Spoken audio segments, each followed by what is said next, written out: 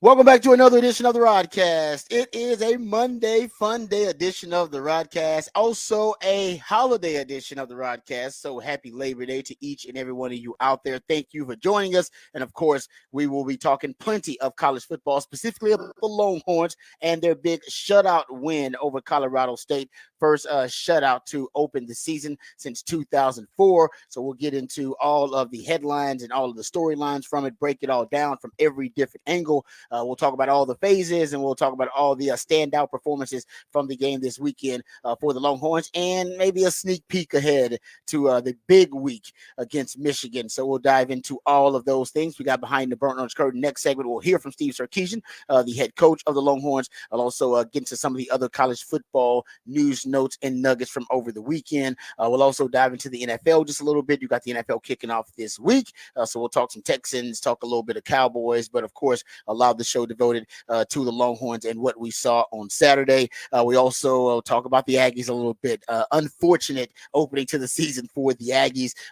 Dreadful offensive performance from the Aggies. We'll discuss it. I know I picked the Aggies in that one, but I just, that's what I get. That's what I get. You know what I mean? If that's what I'm picking the Aggies. You know what? I deserve everything I get, and that's exactly what we saw from the Aggies. A disappointing performance. So we'll get into that coming up. We'll also dive into our usual favorites. We got Rod's rant. We got topic for the big fat poll today. We got who said that. We got off the record.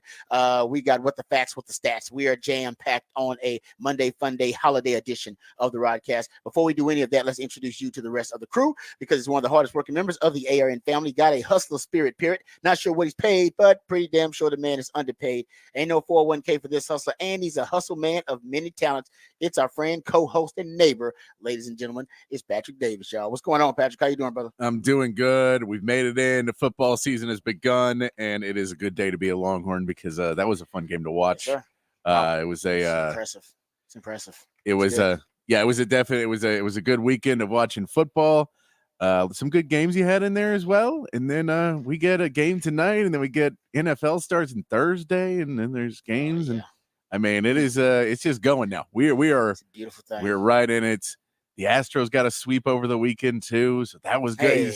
Things are just turning up daisies.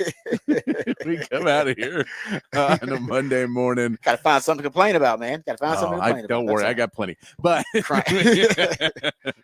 let me introduce my co-host. He's a proud alumni of DBU. He's got more papers than Dunder Mifflin and watches more film than Siskel and Ebert. He is the new Rod Father of Austin Sports Radio, Mr. Rod Babers. I appreciate the intro as always. And yeah, we'll get into it. Of course, there is NFL on the horizon starting up this week.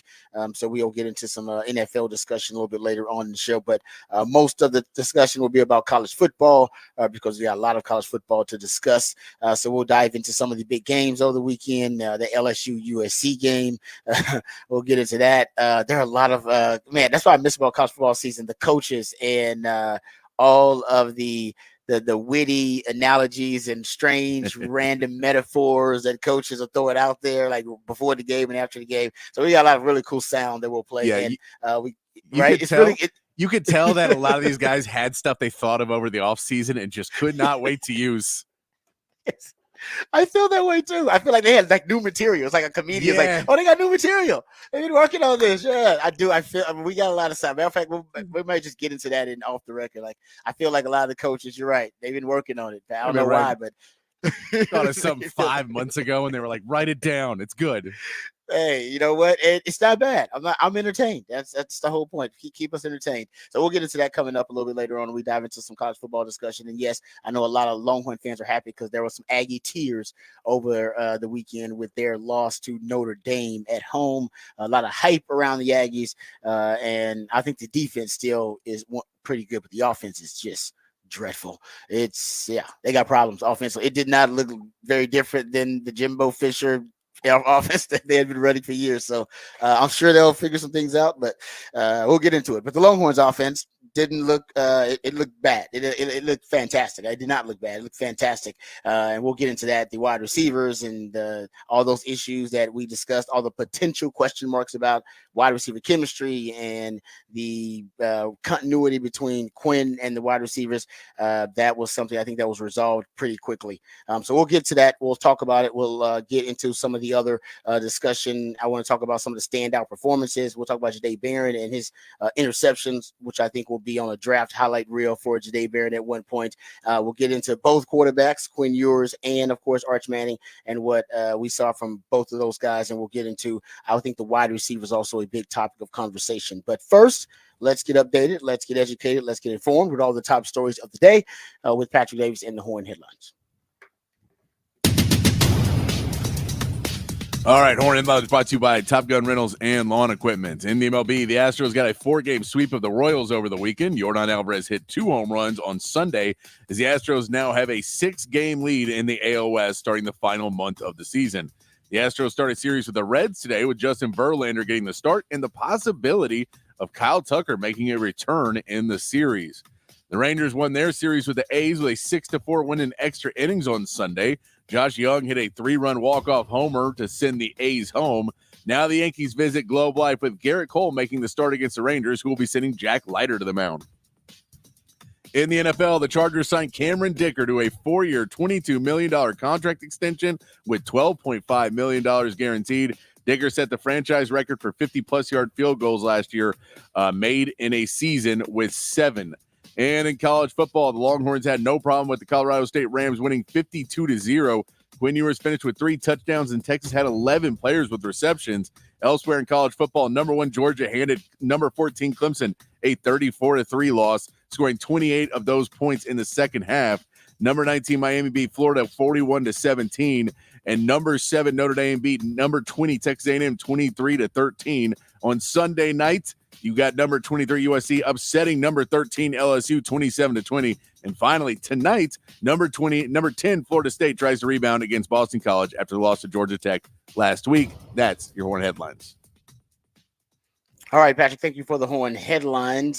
So let's get into it. The Longhorns with a 52-0 win over Colorado State. I figured, Colorado State would struggle to score points. I didn't figure that they would get goose-egged by the Longhorn defense. That is a hell of an accomplishment at any level of football, folks. Doesn't matter if you're at the middle school level, high school, college, pro. Getting a shutout, it doesn't happen very often.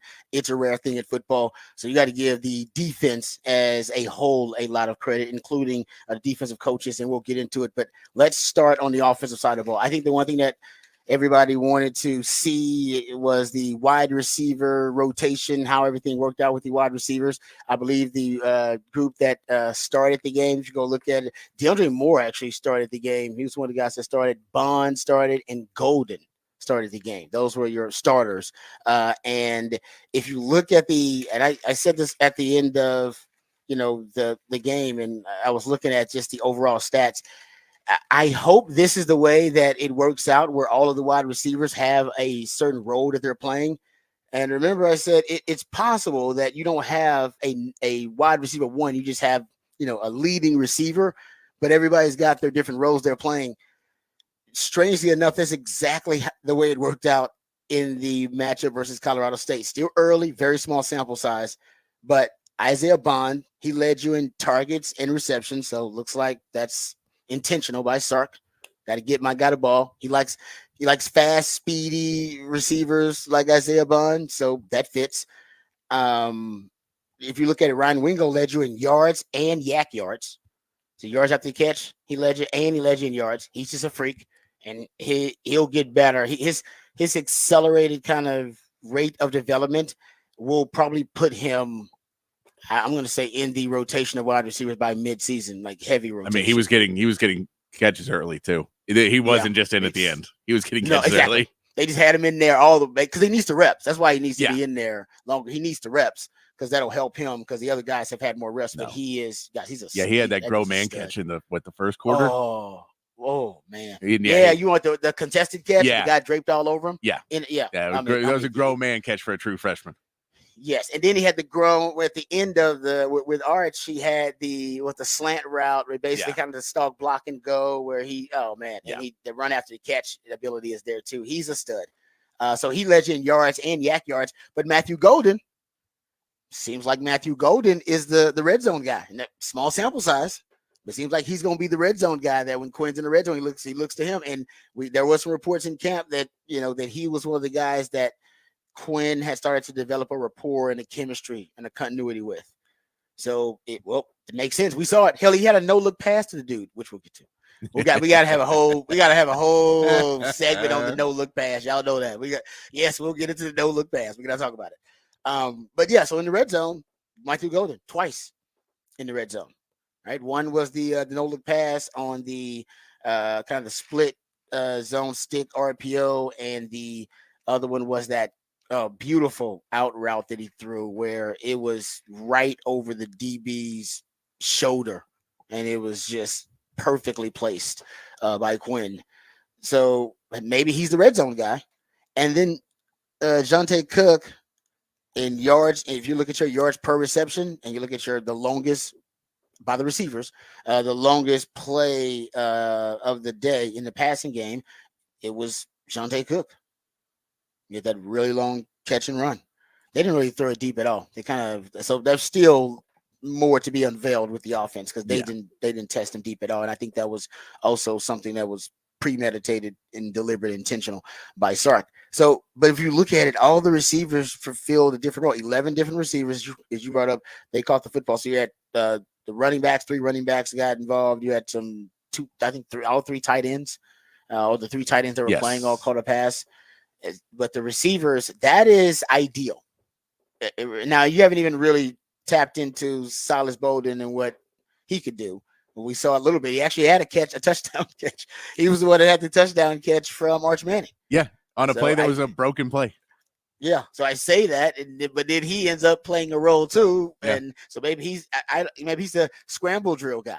Maybe he's the guy that I don't know, but my hope was that all of them would fulfill some type of role, and it does seem at least in the first game that 4 of the 6 did. DeAndre Moore didn't even get a target. Got started the game.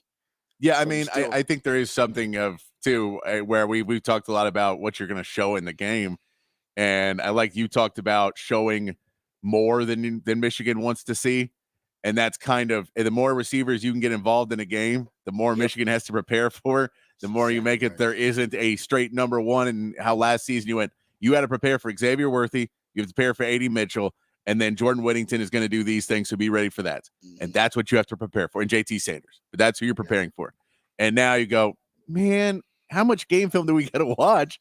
Because we got to prepare for all of these guys. All these dudes. I agree with it. And then I said that's Silas Bolden somewhere out there too. I think DeAndre Moore started the game, didn't get a target. So I didn't really get a chance to see what DeAndre Moore could do. Yeah. You know what I mean? In real live action. But obviously the coaches trust him. That's why he started the game. So it is, this is a dangerous wide receiving core, man. And they are deep. It's a deep group. Okay, so that's the first kind of observation. Let's talk about the quarterbacks, and then we'll get to the defense here. And let's talk about the no-look pass. Let's just get into it. Let's just get it off the table. The no-look touchdown pass, and to come to find out, and what I wanted to know initially when I saw it was, all right, it's almost like what we talked about with the Patrick Mahomes, right, behind the back pass that he did in the preseason game. Was it actually planned? Like, literally, was it baked into the play at the time? Or was that improvisation? Was that your second reaction ability? Was that just your natural instincts reacting real time, right? Fighter pilot kind of stuff. Because if that's the case, then we got maybe tapping into the secret sauce a little bit. Right, because if it's baked into the plan, it's like, well, it's impressive, but I mean, it was schemed out that way. But we learned from Patrick Mahomes that it wasn't schemed out. He had been practicing and working on it, but remember, he did it out of spite. It was a spite pass out behind the back. He was upset because Travis Kelce ran the wrong route, and he was like, you know what? He just kind of threw it behind his back to him and worked out. So, but that's just how great he is. But it does show you athletic instincts. One of the things I've been, I don't know if critical is the right word, but something I've wanted to see more of from Quinn is improvisation, off schedule, off script, second reaction. What do you do when initially your first read is taken away? What do you do potentially when the play breaks down? And even Sark talked about it. Matter of fact, we can get into him. He's talking about Quinn here, and he gets into it. He's talking about Arch, I think, more specifically. But the be coachable, don't be a robot. Yeah. Right. That some guys are too robotic, and I think there was some kind of robotic feel to Quinn's game at one point. That Quinn couldn't operate off script as well, and that just that ability to to be able to in real time react, because apparently Quinn said that was not baked into the play, right? That it was actually, and Sark said he didn't see it. So Sark said he had to go back and see it and ask him about it I believe asked him about it on Monday. But when they asked Quinn about it, he said, that's my shortstop background, and that he just let the instincts take over. And that's it. It's important because it always brings me back to the late great Bill Walsh. Nobody knew quarterbacks better than Bill Walsh, and he knew what he didn't know about quarterbacks too. I think his great quote is, "Very few people can coach the quarterback, and even fewer can evaluate them." And it's truer now than it was even when he said it back then, probably in the 80s or the 90s.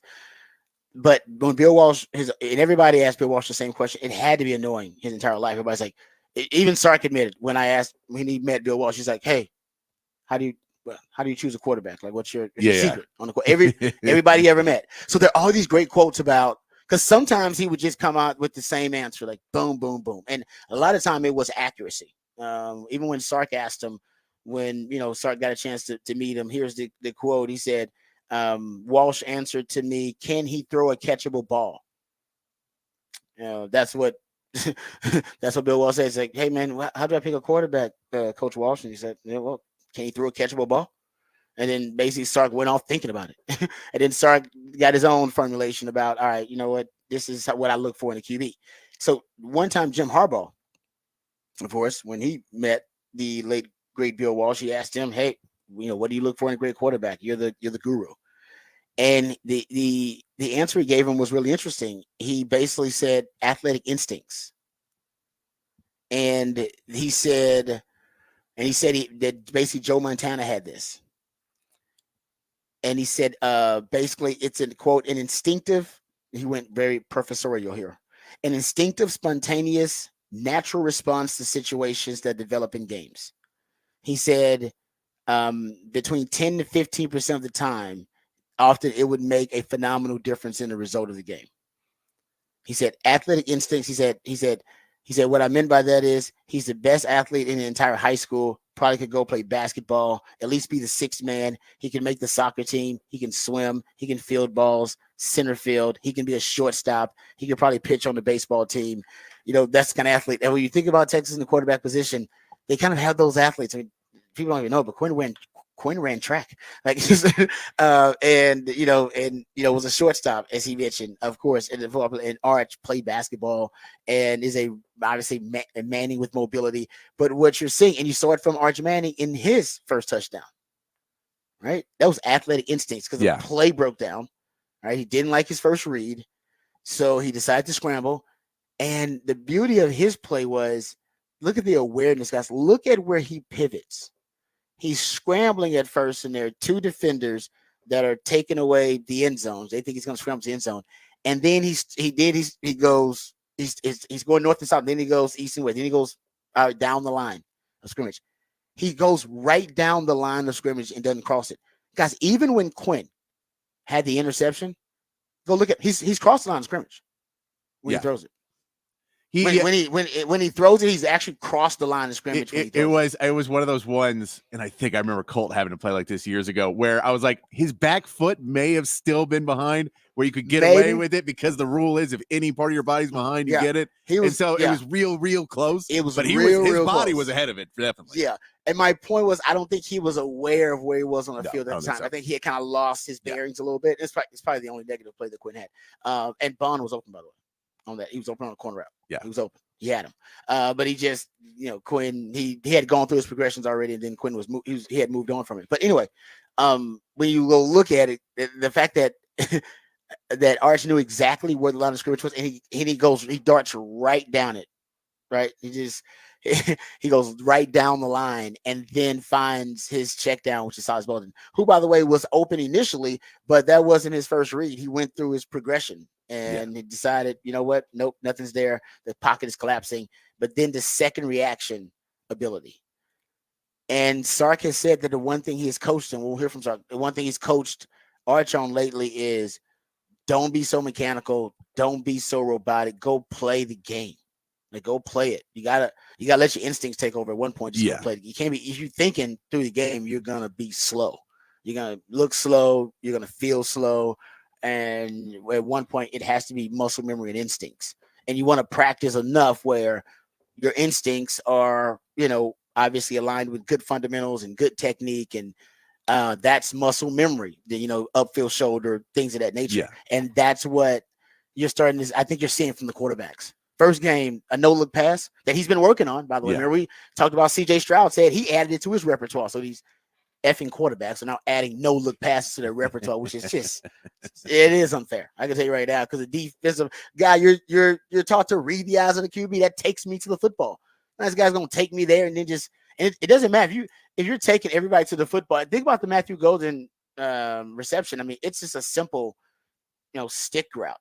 It's just simple, but the beauty of it is that is a staple in Sark's offense, that split zone stick RPO. There are other times in the game where he ran into and ended up throwing to the tight end. So at least the timing, they both knew exactly where to be. Like the no look pass means you better be where you're supposed to be, because I ain't looking at you. I just know where you're supposed to be. I see you out of my peripheral, so I'm good. My periphery, I got you there, but you got to be where you're supposed to be. Like depth, everything, because I'm going off muscle memory and practice that.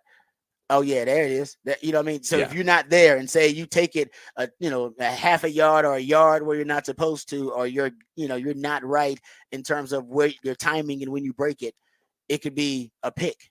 And then, you imagine a no-look pass that ends up being a pick. Never live it down. That goes down with the butt fumble and stuff like that. You know what I mean? Like, that's it. So I love it. I love the swagger of it. I love the confidence of it, the athletic instincts. That's the key. That now Quinn could be evolving his skill set where his second reaction, improvisation, off schedule, off script plays, you got to have that as a quarterback. It's not always going to be perfect. At one point, I'm going to need you to go make a play. You just got to go make a play. And I think you kind of saw that from both of the quarterbacks out there when, some of the initial part of the scheme, the first part was taken away. Remember, I talk about all the time how you have to defend 3 plays in one with a Lamar Jackson. And same thing with a Patrick Mahomes. You defend the initial play, that's great, but then these dudes break the pocket, and then there's the scramble drill. And you got to defend the scramble drill. And then you got to defend them as a runner. And, Arch Manning kind of brings that. And Quinn's got some of that. Quinn can move around. We know that. Yeah. We saw that. He can move around. And I mean, we saw that in the Arch Manning play, and even on the Quinn interception to an extent of something of you can run and then still throw the ball. You can move and create a second play. And both those plays were turned into runs and then still passes. And so plays like that where you say, just keep your head downfield, keep your eyes open, and don't just put your head down and start running, because you may be able to get something special out of it. And the Quinn one, it was a mistake. But in the Arch one, that's why you get a touchdown out of it, because he's going to get maybe 2 yards on that run. Yeah, no, Quinn was trying to step. Quinn says he was trying to throw it away, by the way, with the interception, which makes perfect sense. He's just trying to throw it away. But yeah, I mean, the pocket collapsed on him, and I just think at that time, Quinn had he stepped up in the pocket, but I think he had already made his mind up. But like I say, initially, that Bond one was open. I just think he didn't anticipate him breaking open. Yeah. That would be the next step with them, because the leverage of the DB was inside, and he was breaking to a corner. So the leverage, even though the DB should have told Quinn, like, hey, he's going to break it. He's going to break wide open. Now, maybe he thought maybe the corner, the other DB might sink. But that defender, the leverage told him that, to me, that he was going to break up. And it's a very similar concept, honestly, to what Arch ran when he ended up getting the first passing touchdown. They had three receivers over there, and that number three receiver runs the corner route. He ends up running the deep corner route, and both of them broke open and were open, in my opinion. I think they had it, but the quarterbacks, I think, could through that progression quicker in the red zone. Red zone, something we'll also talk about. They were really good in the red zone. Yeah. Great in the red zone. That was like one of the weak points of this team last year. One of the reasons that they lost a couple of games, and the red zone. I'm not saying the red zone issues are fixed because consider the opponent, but they do look like they figured out some things in the red zone, which we'll talk about a little bit later on. The defense, probably should talk more about the defense with the shutout. I'll just say this, and I tweeted this out because I'll give myself some props because I do think Johnny Nanson's influence, something that I've been predicting we're going to see more exotic looks from, and you'll see more multiple looks from and presentations from the Texas defense. I do think we got a little taste of it already. The NASCAR package that I said you got to break out because you got so many really great edge defenders. We saw the NASCAR package on third and long. That's when you have extra edge defenders on the field. So at least three edge defenders on the field. We saw that. So there was a package with Colin Simmons out there, with Trey Moore out there, and Baron Sorrell out there at the same time. We saw exotics. Remember, I've told you guys that you can count the number of times we've played dime, which is 6 DBs. You can count the number of times we've done that since PK's been the defensive coordinator at Texas on one hand. Like it's like literally a handful of times. You guys know I track the games. We just don't see it. We saw dime. And I've been saying they should break out the dime package. They got a lot of DBs, like the versatility of these DBs, and I saw some dime package, even on third and very long against Colorado State, which is a predominantly passing team. I did predict that Jahdae Barron and Jalen Gilbo would both start the game. They both started the game. I said, last year that they got to start moving Jahdae Barron around. Don't let them just play one position. They did a little bit last year, and in this game, Sark said intentionally they put him at nickel, they put him at corner. He said they were prepared to put him at safety. And they just didn't get a chance to. They played a 3-high look, 3-high safety. You can't beat them, join them. They against again all the teams in the Big 12 last year, they kept throwing the 3-high defense at Texas. At one point, you had to master it and you had to honestly know it very well as a staff because you faced it so much. You were facing it 5 to 6 times last season. Hell, so I know you know how to run the 3-high because you gotta learn the inner workings of it because you gotta find an antidote to it. So and now Johnny Nansen had some. I think he's had a little bit. He dabbled in it a little bit at Arizona. I think this is mostly Sark and PK saying, "Dude, we should use it. We got a lot of these versatile DBs. That's the buzzword in the offseason. That can play corner, they can play safety, they can play nickel. Why not use that versatility and at times have our defense be so malleable? Our nickel can become a safety, and our safety can just drop down to become a nickel, or we can just have 3 safeties on the field." And they broke it out, 3 safeties. So I didn't realize that I would be right immediately, like the first game, but it's all Johnny Nansen influence. You got the dime package, hadn't seen it in forever. You got the NASCAR package, which I said you got to break out a NASCAR package. They did it. Got to start Jahdae Barron and Jalen Gilbo if those are a part of your bet. If you like Jalen Gilbo, and you trust him that much, then you got to put him on the field. But then you got to have Jahdae Barron on the field. They did that, and moving Jahdae Barron around, they did that. And the 3-high safety, I would just applaud them for having it in your repertoire. It only makes sense when you're championing the versatility of your DBs. This is a next level progressive modern defense conceptually. And I think they just tapped into it's the tip of the iceberg. I think you're going to see that. If they break that out versus Colorado State, I can't imagine what they got ready for Michigan and big games like that. And then what you're going to see versus the Georgias of the world and things like that. So I think the days of PK and his very vanilla static look, nothing wrong with that, by the way. You've seen a lot of improvement from Texas in that matter. I think now they're starting to trust their athletes, the type of athletes that they recruited for their vision. And now we're starting to execute more of what their vision is for their defense. And not doing, I always say football and life are constant struggles deciding between what you want to be and what you need to be. This is more what they want to be. And in the last few years, I think they were being what they needed to be. And now they got their kind of athletes in there, and they're trying to be more what they want to be. So we'll, at least on the back end, in terms of the back seven. So I like what I saw from the defense. We'll get into that Jahdae Barron interception. We'll hear from Sark on the other side. As a matter of fact, let's do that. Get to the break, and then we'll come back and hear from Steve Sarkisian about his quarterbacks, about Jahdae Barron, about the defensive performance, all of that and more when we return right here on the Rodcast, featuring Patrick Davis. I'm Lifetime Longhorn. Rod Davis coming back on the horn.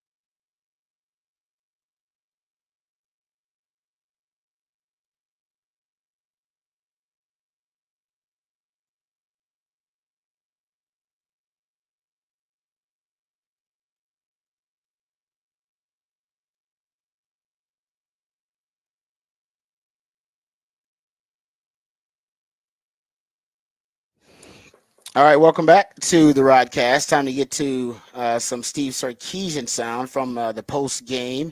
Steve Sarkisian spoke to the media right after the game, talked about a lot of different topics. We'll start with the quarterbacks, and both of the quarterbacks performed really well. Quinn Ewers, of course, with a really it was a noteworthy performance. I think he completed 74% of his passes, did have that one deflected interception with 3 touchdowns.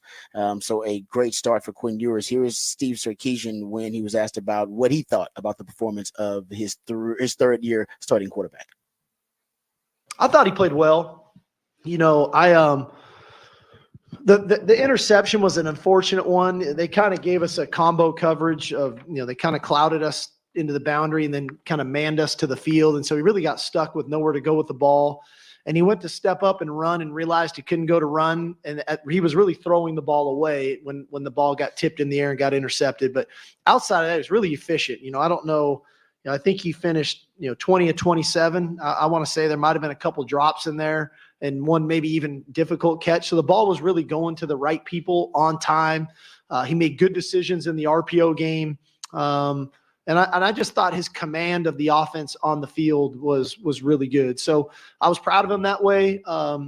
We kind of chuckled about the start of the game a little bit, he and I, and he goes, well, I think it was a little better than Rice last year. And I said, yeah, I'd agree with you. So the growth is there. And so it's just different. Our conversations are different. He's so much more mature now that I don't think he ever feels like he has to prove anything to me. I think he just goes out and plays, and then we talk about it. And so it's fun as a coach, that you can have that relationship with your quarterback. Yep, sounds like their relationship has gone to the next level. That now Quinn has total confidence of Sark and vice versa, right? They they really do seem to have a really good rapport, and I think this could be the year that Quinn takes it to the next level. All right, here is Sark talking about Arch Manning and his performance and what he thought of the young quarterback.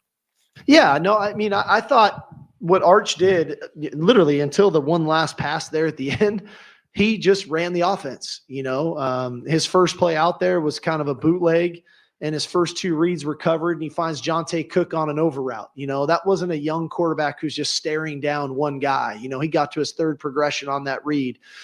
We had some RPOs built in for him where he made some really good reads on those and at critical moments. And it didn't matter who it was. It was Ryan Wingo, Jonte Cook, whoever was out there. And then you saw the athleticism. And, on that touchdown, to Silas, I mean, he gets through his progression, it breaks down, he starts to go to scramble and run, but the ability to have the vision to find this guy out here to his right for the touchdown, like that's the natural football instincts that he has. And so I'm glad that he played that way. I fight with Arch a lot about him being a little too robotic at times because he wants to be right. He's a guy that wants to do it the right way. And I want him to play the game because he has so many cool instincts about his ability to play the game. And so I think we saw that on display today. Yeah, no, I agree. Every time we see Arch, it just seems like he's got that it quality. I mean, he's whatever. When we talk about the story Mac Brown always tells about him, Daryl K. Royal, Willie Nelson, and George Strait were on the football field at a football clinic that they were hosting, and a coach came up to Daryl K. Royal, had the gall to come up, and he's like, "Coach, I want to be like you." Coach Royal says, "Well, if you have it, you'll make it. If you don't have it, you won't make it. And if you don't know what it is, you ain't got a chance to make it." The coach looks stupefied and bewildered, doesn't even say anything in response, just walks off. And Coach Royal looks at Willie Nelson, George Strait, and Mac Brown and says, "Hell, he ain't got it." And in a nutshell, that's Arch, like he's got it. Like whatever it is, it's obvious. It don't take long to see it. I mean, whether it be a spring game or whether it be a little action he got last year, or even the action in the game versus Colorado State, man, he oozes the it quality. And I think that's what Sark's trying to tap into, saying, no, man, don't be too robotic. Don't be too mechanical. Go out there and just kind of let it fly, because you got the genetics. It's hereditary with you, so we know you got some of that. All right, and I think you got your own natural ability and athletic instincts that I think, and which is different than the other man. He's a mobile Manning. He's a Manning that moves around. We haven't seen a Manning a mobile Manning. No, not since. Well, I mean, Archie was a little bit. You're right.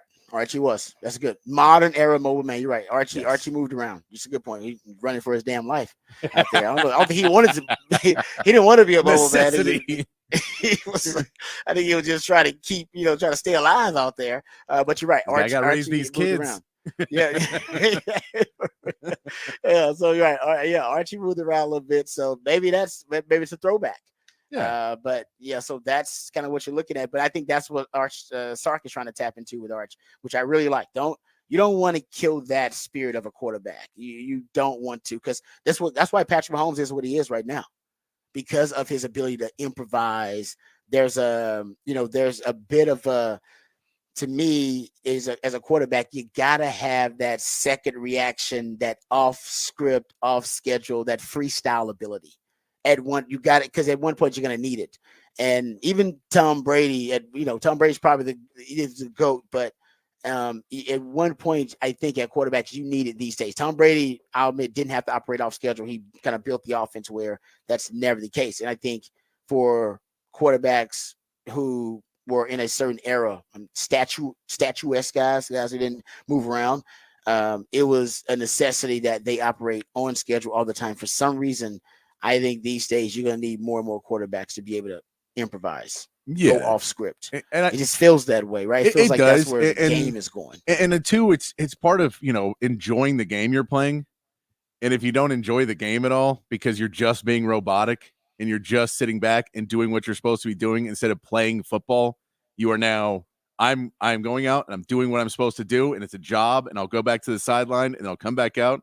When you go out there and just play football and be a football player and not just a quarterback, a football player, that's what we're seeing Quinn do in game one. We saw Quinn be more of a football player in a lot of these modes where he was playing at a better rate. It seemed like he just has he seems happier out there, kind of, and a little bit more comfortable in his own skin, which he wasn't necessarily his first year, especially. And then this year, he just looks way more comfortable. For Arch, it's, if you can get out there and be a football player, you can make plays. And that's what, Patrick Mahomes is a perfect example of that. He just knows how to get first downs. He just knows how to get the ball down the field. And that's what you want to see with Arch Manning is he knows how to do this. It's instinctual to him. So let him go be a football player instead of just, no, you're the perfect pocket passer. Be a football player.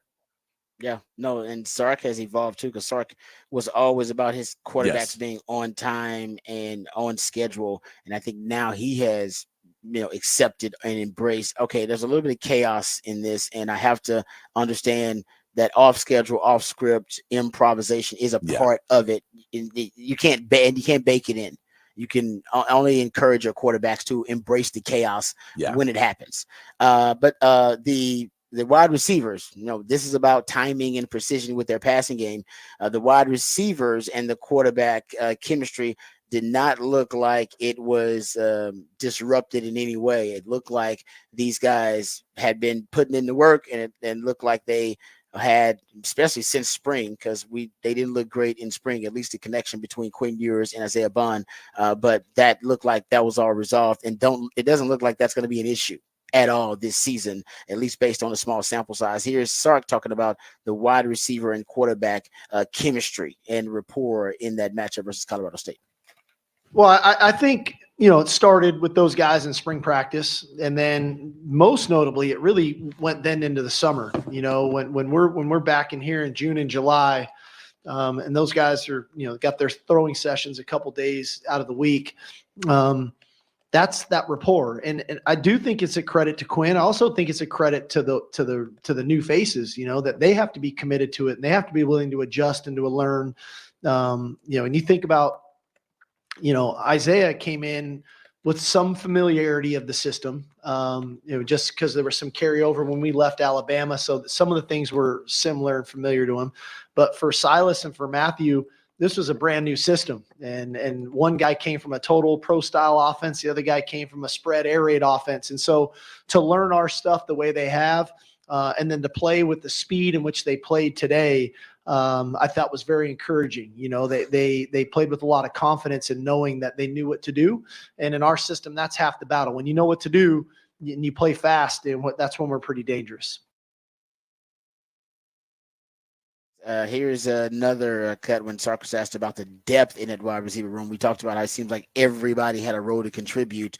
Here is Sark, who talks about how deep that wide receiving class is.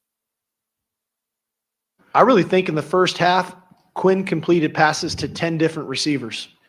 And so that's a really comforting thing, where we didn't have that the last couple of years, where we almost had to keep guys on the field that were probably too tired to really play at optimal level. And now that we have a really good rotation and they've earned our trust. And I've been saying that throughout training camp. Like, I'm very comfortable with those 6 guys going out there and just playing football. And really Ryan Niblett is the 7th because he's kind of cross-training at both spots. But those 6 guys, when they go out there, it's kind of hard to tell the difference sometimes of what it really looks like. Obviously, Matt and IB had really good games, but Ryan Wingo made plays. Jonte Cook made plays. Silas made plays. The one guy who probably may have played the most, or at least when we were 11 personnel, was DeAndre Moore. He didn't have a catch, and he was probably the most spirited guy out there, blocking, doing everything, and that's what he provides. And I think a lot of that comes from he really was a great understudy to Jordan Whittington last year in learning that role and what that looked like. And so we're very confident in those guys, comfortable. And I think you could probably see Quinn was too, and Arch was when he got in there. It never felt like uncertain to throw it to anybody. It was like, that was the read. I'm going to make my throw. And those guys made majority of the plays. All right, there you go. Starts talking about how deep really the passing game is. Really just the pass receivers that he has, because you include the running backs. I think Jaden Blue had 6 targets in the game. All 3 tight ends caught a pass in that game too, and Gunnar Helm actually looked pretty agile on that long catch and run that he had early on in the game. But the red zone was probably one of the biggest topics of conversation in the offseason for all Longhorn fans. And we talked about it a ton too. And I told you guys, I guarantee you Sark was going down the rabbit hole. He was going to find a solution to their red zone woes. And they certainly did. Texas was fantastic in the red zone versus Colorado State. Now, small sample size, but here's Sark talking about Texas's red zone success in their first game of the season. A couple things for us. I'm of the adage as a coach, and you guys have heard me say this before on different topics. Generally, as a coach, you kind of get what you emphasize. And if you emphasize it and then you actually have a plan of trying to improve upon something, and then the players understand the why of the plan, and then you do the work, and then they start to have a little bit of success, and that the hope starts to transition to belief and a knowing that we're going to play really well in whatever that situation. The red area clearly was something from a year ago that we had to improve upon as a team. And that's a group effort. That's offensive line. That's the quarterback. That's the running backs. That's the receivers. That's the tight ends. So many times last year when we analyzed the red area was kind of self-inflicted wounds. Starts on first down that would, now we're in first and long, which ends up in a third and long in the red area is never fun. Inability to run through the last tackler, to score a touchdown, inability maybe to win a one-on-one matchup on a route that clearly today our guys won on those one-on-one matchups, and then the quarterback making really good decisions. So, again, credit to the staff. It was a good plan, but also probably bigger credit to the players for executing it and making it feel not frantic, like that, man, we better get good in the red area. And then guys start playing with their, white knuckled. I think they were confident, they were loose, and they executed. All right. That started talking about the success in the red zone. They were 7 of 7 touchdowns in the red zone. Remember last year, they were 120th in the country in touchdown percentage in the red zone. Excuse me. And they were 7 of 7 in this game versus Colorado State. So really impressive performance. They did have that shaky penalty with close to the red zone with Jake Majors early. And then Quinn was on the cusp of the red zone. I think he was like on the 25 or something when he threw the pick. So he was close to the red zone, but still. And when they got there, Texas was focused and definitely cashed in. All right, we're going to get to break and we'll come back and we'll get into the topic for the big fat poll of the day. And we'll also get into your musically themed day of the week right here on the Rodcast featuring Patrick Davis and lifetime Longhorn Rod Babers coming back on the horn.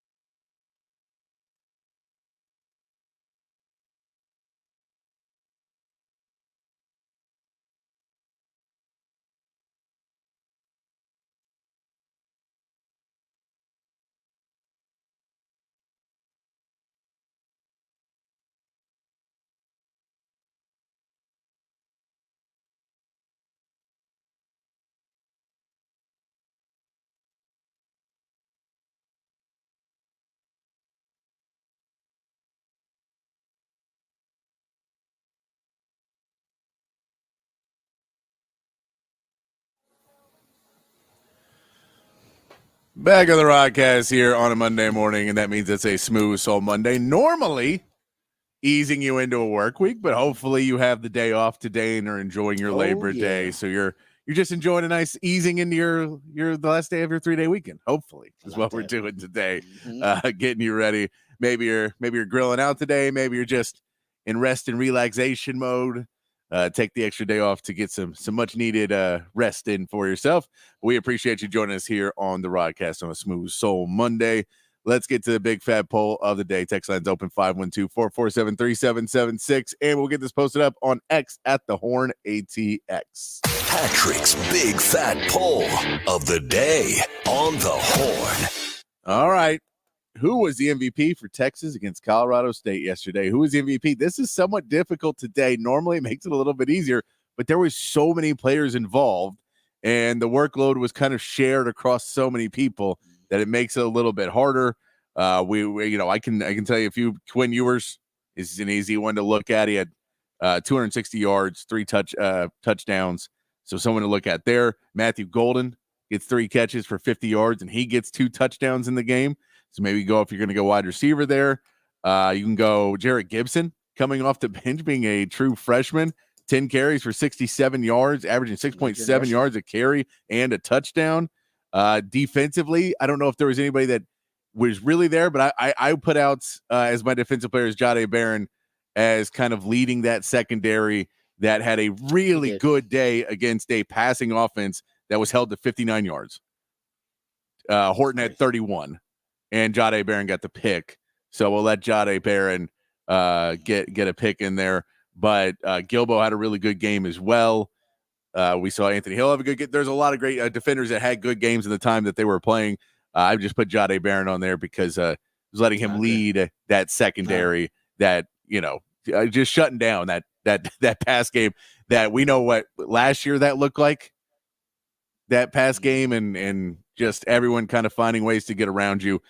We talked about Horton all week long, and he had 31 yards. Yeah, no, they took him away. Like I said, and they put a safety over the top of him. They moved Jahdae Barron around at times. He wasn't a threat at all. And Braden Fowler-Nicolosi, I don't think they ever really had a sustained drive. With him at quarterback. Remember the drive came at the end of the game when I believe the backup was in there. They never really had a long drive. I believe the longest drive of the game was when the backup was in. I mean, they suffocated that passing game. Yeah, and I mean, the backup had 15. The only reason yards. they were able to run the ball is because that was the only thing Texas gave them. The backup had 15 yards passing too, so it was not like.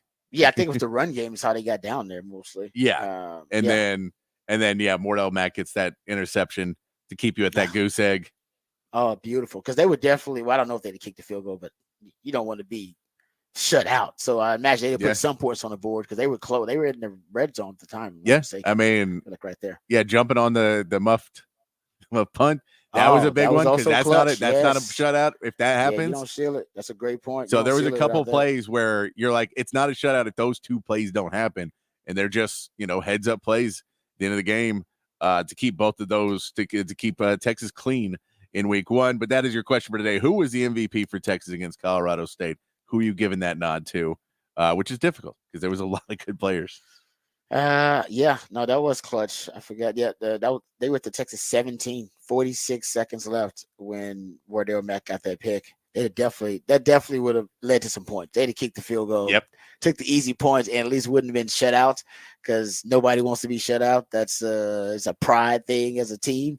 So that was a clutch play. They had a lot of guys who just stepped up. You're right. To give an MVP award, usually you want to give it to the quarterback. But hell, there were 2 quarterbacks who had great performances. It's probably easy just to give it to Quinn just because of the way he performed. And I don't know if anybody else had a performance where they separated from all the other great standout performances. Like, I mean, there are a lot of guys we can talk about here. I mean, we can go on a list of guys. Like you said, it goes 10, 12, maybe 15 guys you could bring up that, oh man, great play. I mean, that Gavin Holmes PBU was a great play. Yeah. That David Bender tackle for loss where he shot the gap. Oh, exactly. Great play. Yeah. I mean, as I said, I remember Barron Sorrell took over one drive and then he got a tackle for loss and then forced a holding call. I mean, there was so many guys that made great plays. I'm with you. I think it's going to be easy to be Quinn, but it probably should be the defense, like It's the overall, defense as a whole. I know. shutout. And that's what he said. To preserve the shutout. To It put was the a group shutout, effort. and you talk about how there were so many good plays, and I mean, Oh, really, man. and that's where you look at that secondary of just not letting them get what they wanted out of it, and having to No. make bad passes and having to make tough passes that they couldn't complete,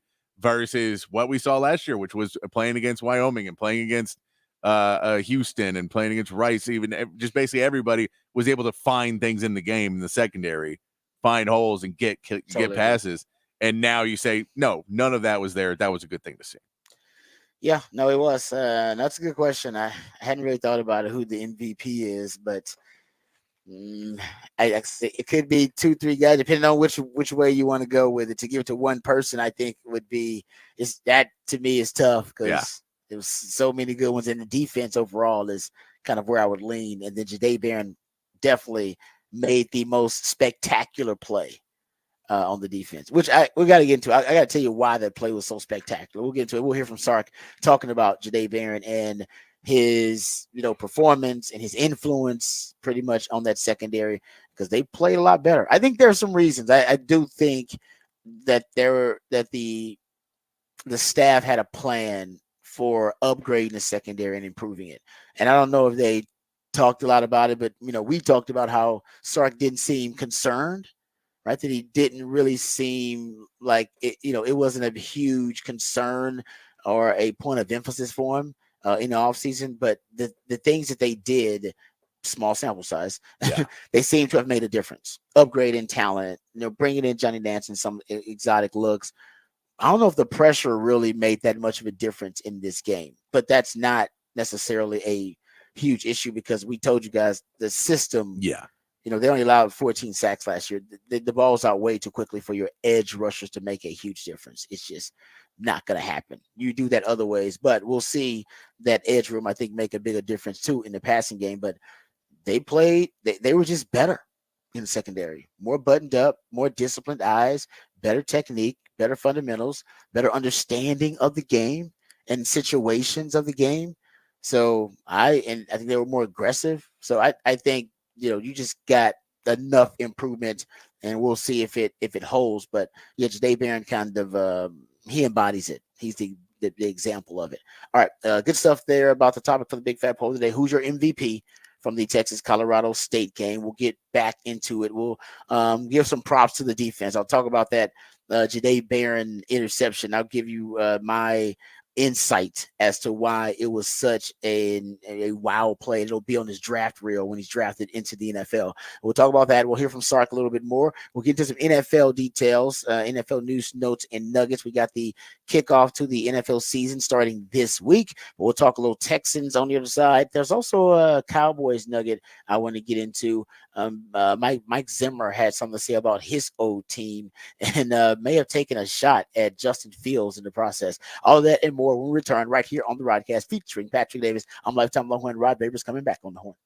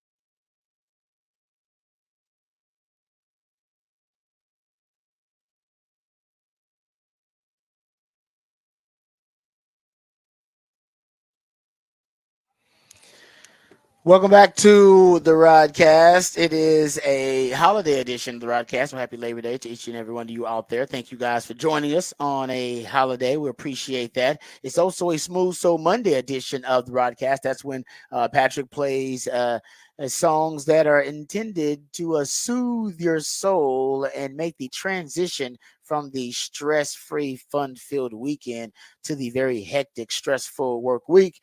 Try to make that transition as smooth as possible.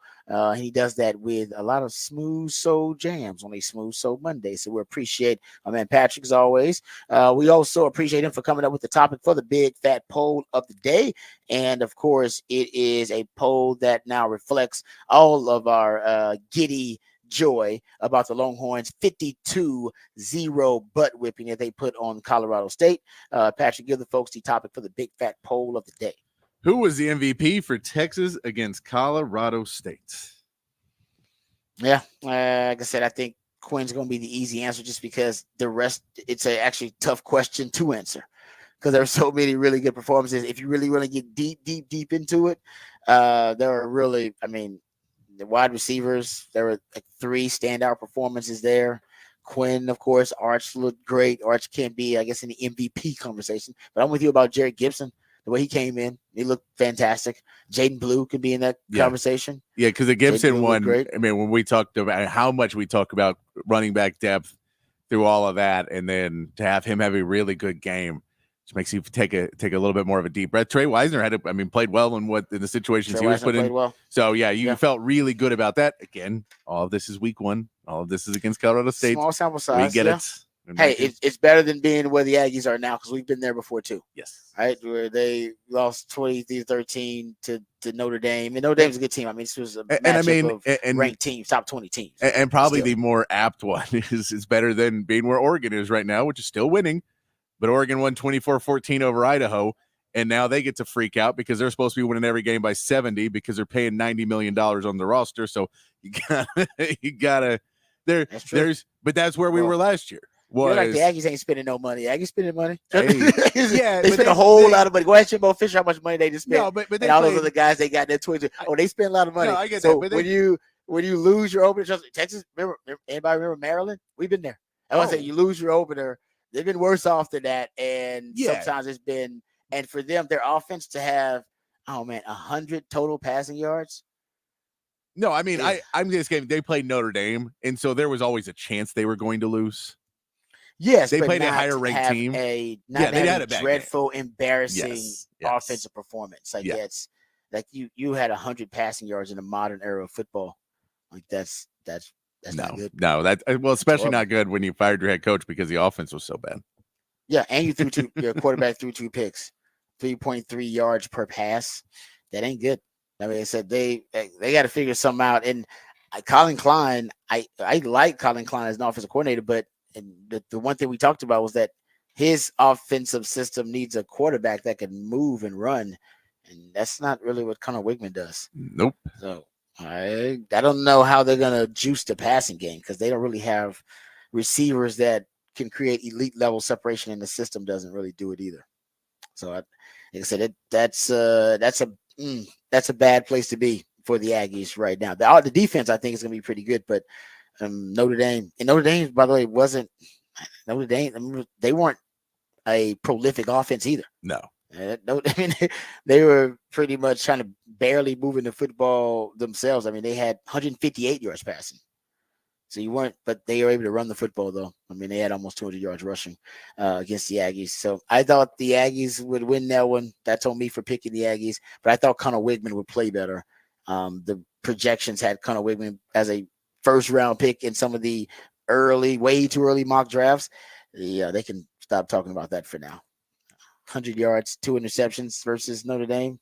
Yeah, that's not going to get you drafted in the first round. It's not going to get you drafted in any round. I don't know. So you give it a couple more years, the way they're drafting quarterbacks, the whole first round is going to be quarterbacks every year. Well, he ain't going to be one of them if he play like that. Yeah, he ain't gonna be one of them if he plays like that. That was bad, man. That was dreadful. So Aggies got a lot of things to figure out. Longhorn fans, I'm sure, are happy about those Aggie tears. But Les, you're right. I mean, for the Longhorns, the question is, like you said, it's embarrassment of riches. We can't even pick an MVP because there were so many standout performances from Texas in that Colorado State game, and the game was still relatively close in the middle of the second quarter. Remember I told you Sark football is all about runs. Yeah, like they'll go. You gotta know the run is coming. You just don't know when it's coming. And when did the run happen? Right at the end of the first half. Because I want to say it was still relatively close. And I was like, game's kind of close. And I was wondering, I was like, why doesn't Jay Norvell take some chances? Jay Norvell's not really doing anything. He's not taking any chances at all. He didn't throw it deep. There was no trick plays. It was just like. So right? yeah, they scored that second touchdown with 5:50 left in the first half. Yeah, and then they just kind of and they put two more in between that 1:55 and then 12 seconds. They got both of those. And so it was all of a sudden 31.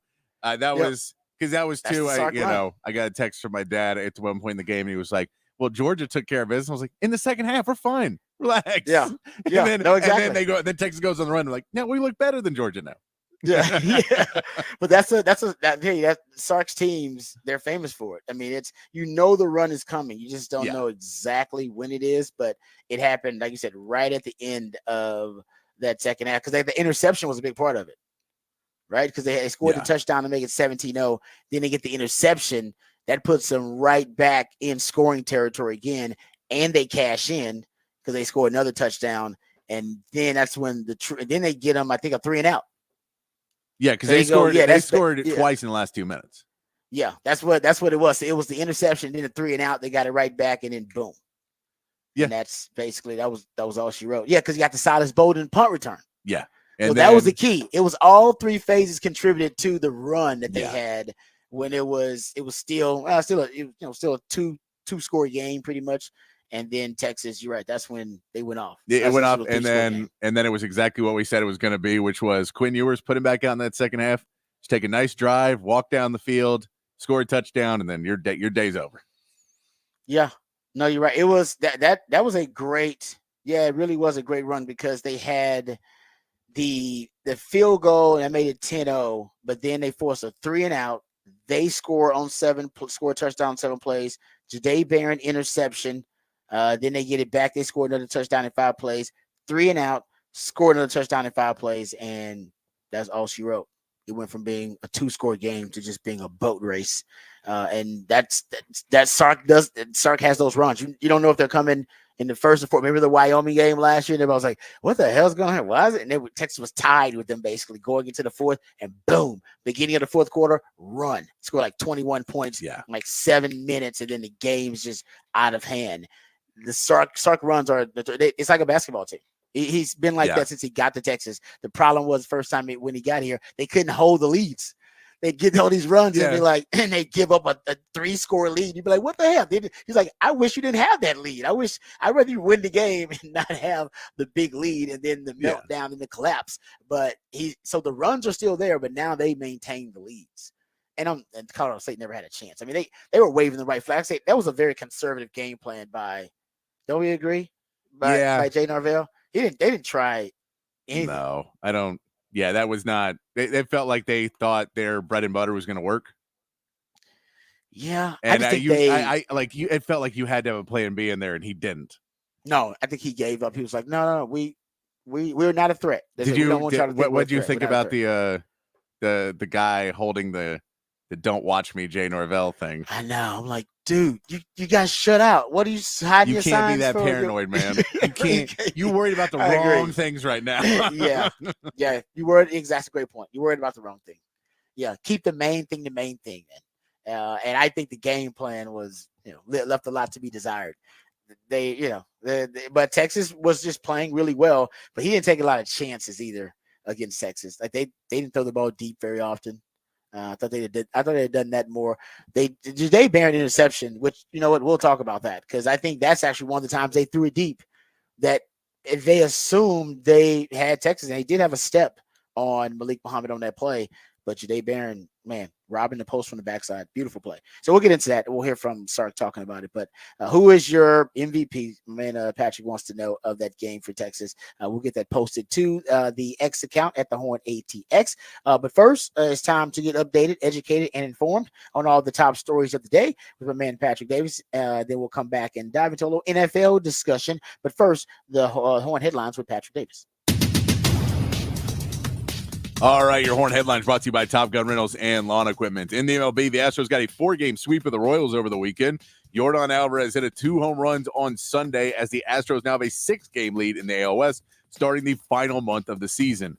The Astros start a series with the Reds tonight with Justin Verlander getting the start and the possibility of Kyle Tucker making a return in this series. The Rangers won their series with the A's with a 6-4 win in extra innings on Sunday. Josh Young hit a 3-run walk-off homer to send the A's home. Now the A's visit Globe Life with the Yankees, with Garrett Cole making the start against the Rangers, who will be sending Jack Leiter to the mound. In the NFL, the Chargers signed Cameron Dicker to a 4-year, $22 million contract with $12.5 million guaranteed. Dicker set the franchise record for 50-plus yard field goals made in a season last year with 7. And in college football, the Longhorns had no problem with Colorado State winning 52-0. Quinn Ewers finished with 3 touchdowns, and Texas had 11 players with receptions. Elsewhere in college football, number 1 Georgia handed number 14 a 34-3 loss, scoring 28 of those points in the second half.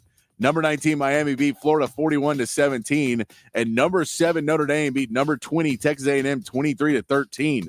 On Sunday night, number 23 USC upset number 13 LSU 27-20. And finally, tonight, number 10 Florida State tries to rebound against Boston College after their loss to Georgia Tech last week. And that is your Horn headlines. All right, thank you, Patrick, for the Horn headlines. Did you hear what what Roddy White tweeted when he was watching the Clemson Georgia game? No. They got him. I think it's still up there because I think he didn't want to take it down because he apologized for it. But it was like, yeah, I said what I said. And he didn't really back down from it. He said, this is what he said watching the game. Clemson got way too many white dudes on the field on offense. This ain't them. You mean to tell me you only got one black dude out there making plays? That's a recruiting problem. And then he had to tweet out later, I'm getting a lot of blowback for the too many white players comment. I apologize if someone thought I was being racist, which everybody around me knows I'm not. I looked out there and 10 of the 11 players are white, and I can't recall ever seeing a Clemson team like that. Yeah, you got to say it differently, though. You got to be like, this Clemson team has a very different it's a very different look to it than it has in recent years or something like that. Yeah, that's going to get you in hot water, Roddy White. But I will say this, and I said this while I wasn't picking Clemson, obviously Georgia, going to be Georgia, but Clemson, this is part of Dabo Swinney's anti-transfer portal agenda, too. Think about what you get in the transfer portal. And Texas is a great example. Skill positions. Yeah. They got the wide receivers they got. They got 3 of them out of transfer portal. A.D. Mitchell last year. I mean, you can get, I'll say wide receiver is the deepest position in football. So naturally, there are a ton of really good ones in the transfer portal all over the place. So you can get, Texas is a prime example. You can get a lot of really good receivers in the transfer portal. And Dabo's anti-transfer portal. Yep. So he's telling you he's got to organically, traditionally recruit all of his skill talent in this day and age. And he don't want to pay every other, huh? And he doesn't. And he won't. Yes, yes. And yeah, it did because he's also anti-NIL. So yeah, you ain't paying for. That's what I'm saying. Like that's where they're struggling. Their lines of scrimmage aren't that. To me, they aren't that lackluster. I think they still can actually compete somewhere in their lines of scrimmage, which is why they hung with Georgia for a little while. But then the separation is the skill positions. They just don't have them anymore. No, and they don't have the talent outside. And that's what Roddy White finally got to, which is funny because they said it, and that's what they said in the game broadcast. They didn't say Whitefield, but they go, man, this doesn't look like the same wide receiver core they used to have. Yes, that's what he meant. The same comments. Yeah, you can say that. He went straight to the, man, a lot of white dudes out here. He was like, yeah, well, nope, okay, that's not, nope. No. That's he was skill saying, positions. Like, Clemson used to have some really, really good wide receivers, and now they don't. Period. That's where you should have went, Roddy White. Yes. So Everybody gets it. Everybody understand. And I think a lot of it is because he's so anti-transfer portal, so anti-NIL. You can't be that. And the transfer portal, you can get a lot of good. You don't even have to really recruit wide receiver talent out of high school anymore if you don't want to. You can just have it as a factory for lines of scrimmage stuff. But you can get but you got to have the quarterbacks, and Sark's system helps them too and all that. But still, go look at every program. But those guys are going to transfer out as soon as they don't get paid. That is also true. Yes, that's a good point. No, I agree with you. I think I was surprised. That's why Torrey Horton staying at Colorado State. Everybody was surprised. Like, why'd you say that? Yeah. So you should have gotten transfer portal, got paid, and then got on a bigger stage and been playing in a Sark-like system with a first-round quarterback. It's like he really wanted to be at Colorado and turn around the program. Yeah, man, they're going to shock the world. To a national title. Shock the world. Shock the world. No, Dabo Swinney still got his transfers from high school. Remember? Yes, right. That's right. He did drop that number. Oh man, Dabo. Good for you, Dabo. It's like, we got new players too. They're just coming from high school. So it's really like we just got our transfer portals from high school. Dabo, no. Yes. I can't believe I forgot all about that. Man, thanks for reminding me. Yeah, I don't know when they're gonna get fed up with Dabo. I don't know. And maybe this season is the season where it spirals out of control. I mean, the reality was that Alabama job was Dabo Swinney's like 3 or 4 years ago when Nick Saban retired. Yep. And then by the time, even last year, they're like, we don't even want to call him really because we know he can't come in here and do what we need to do. Well, and he's so anti. Yeah. He's not progressive enough. He's That's exactly. Transfer portal, anti-NIL. It's like, why would you hire a coach like that? Mike Gundy kind of pulls it off really well. It's rare though. You can't do that these days. That's the exception and not the rule. No. I know. Yeah. But Mike Gundy's not winning national titles, and that's the thing. Dabo Swinney can make Clemson as good as Oklahoma State. Oh yeah, no doubt. That's not the goal. I'm with you on that. Yeah, that's I think honestly, if you want to put me, I know Dabo has achieved more, but man, Mike Gundy probably does more with less consistently than anybody in the country, and he knows he can coach well. He doesn't care about NIL, and he purposefully has an anti-transfer portal, anti-NIL agenda because he knows, man, I can coach my butt off. Just give me some dudes, give me a couple of dudes. I'll find a way to turn them into a nine-win team. And like you said, Oklahoma State, that's enough. They're like, 9 wins, pull a couple upsets, we're all good. Let that contract keep rolling over. And can they do better? Hell no, Oklahoma State can't do better than Mike Gundy. He know that. They know that too. That's a perfect couple. We can't do better than each other. You don't even have to play Oklahoma anymore. Yeah, it's true. Great point. The only thing that could have potentially gotten you fired is like your rival and losing to him. It's like, you ain't got to worry about that no more. Nope. That's a great point. And I'm still rooting on your that great rivalry that you want sparked up in the Big 12 between Gundy and Deion. Oh, come on, man. It's beautiful. We got to get that going, man. Gundy just talking trash to Deion and just taking little shots at him. Both of them talking about the Lord at the end and then saying really mean stuff. It's just gonna be hilarious. Yeah, you're right. They do. They both go give some props to the man. We're really based in faith. Also, that guy's the devil, and I hate him. God don't like him. No doubt. I can see that. Oh, I can't wait. They play each other. It's like the last game of the season. Last game of the season. It's like, why did they do that? Maybe that's what they got in mind. I just hope that both these teams have winning records when they do it, but that's 50-50 at this point. I think Oklahoma State will. Oklahoma State, I think, is going to be pretty does. good. Yeah. Oklahoma State, I think, will. But I'm not sure about Colorado. We watched them. I love Colorado skill positions, and they're fun as, they're fun as all get out to watch. They really are. But I just don't know if that's going to translate. They're going to barely make a bowl game, potentially. Yeah. I think they'll be barely trying to make a bowl game. They still make ratings.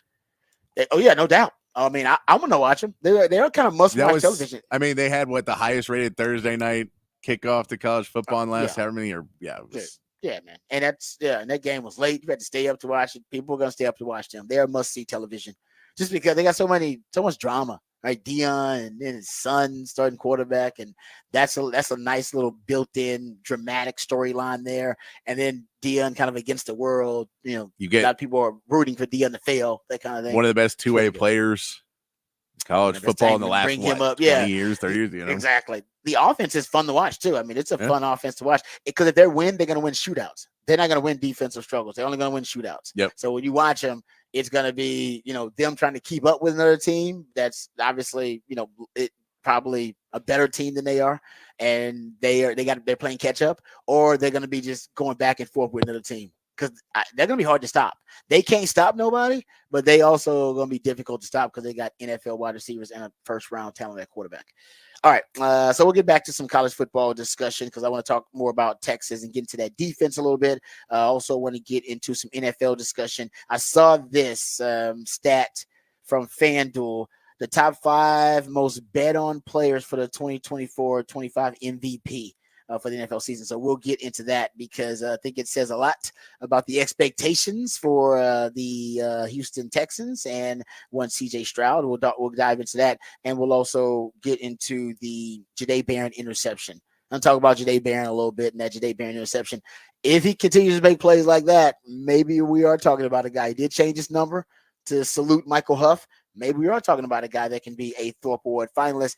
And the sales pitch, and you guys have heard me say this multiple times, I like the sales pitch that Texas is making and the way they're going to promote Jahdae Barron to get him to the finalists, all right, to be a Thorpe Award finalist. That you got to have a story. You got to have a narrative to sell, a story to sell. And I believe Texas has taken my advice.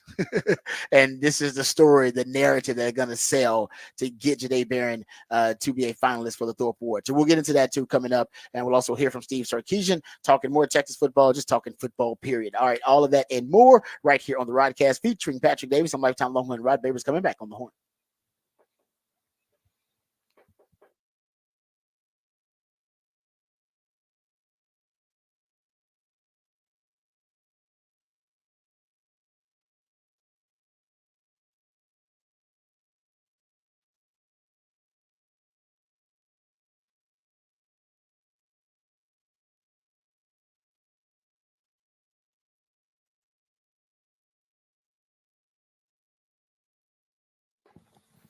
Hey, what's up, folks? Lifetime Longhorn Rod Babers here. Let me tell you about Dr. Greg Eckert and his wonderful team because I owe them a huge debt of gratitude. My dental health and dental hygiene have never been better thanks to their wonderful work. I went there initially for just a routine cleaning, a checkup, and their checkups are so thorough indeed that they actually found that my wisdom teeth were growing in sideways, and I was on the verge of a dental disaster, a serious dire situation, folks. And I wanted to avoid that, and so did they. So they worked quickly, made sure I was aware and educated and informed about the entire process, got the procedure scheduled, had everything done. I was back at work within a couple of days. And then thanks to them, my dental health and dental hygiene have never been better. And I've been back since for cleanings and for fillings. And I'll go back time and time again because when people ask me, do I know a good dentist? I say, no, I know the best dentist. I know a great dentist, Dr. Greg Eckert, and his fantastic team. They do a great job. And it doesn't matter if it's just general dentistry or just teeth whitening,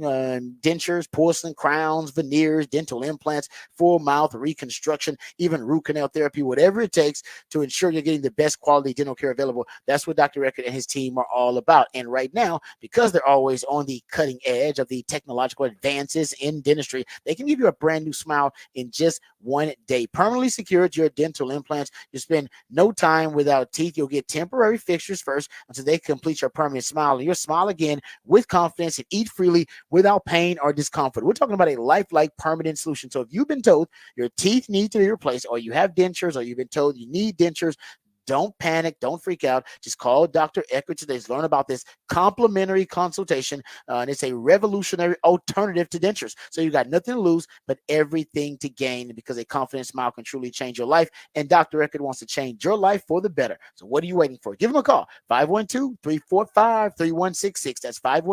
512-345-3166. And right now, if you tell them that you heard here on the horn or that you're a horn listener, you'll get free Zoom whitening for all horn patients out there. So Dr. Eckert always showing the horn love. So we appreciate him. DrEckert.com. That's DRUECKERT.com.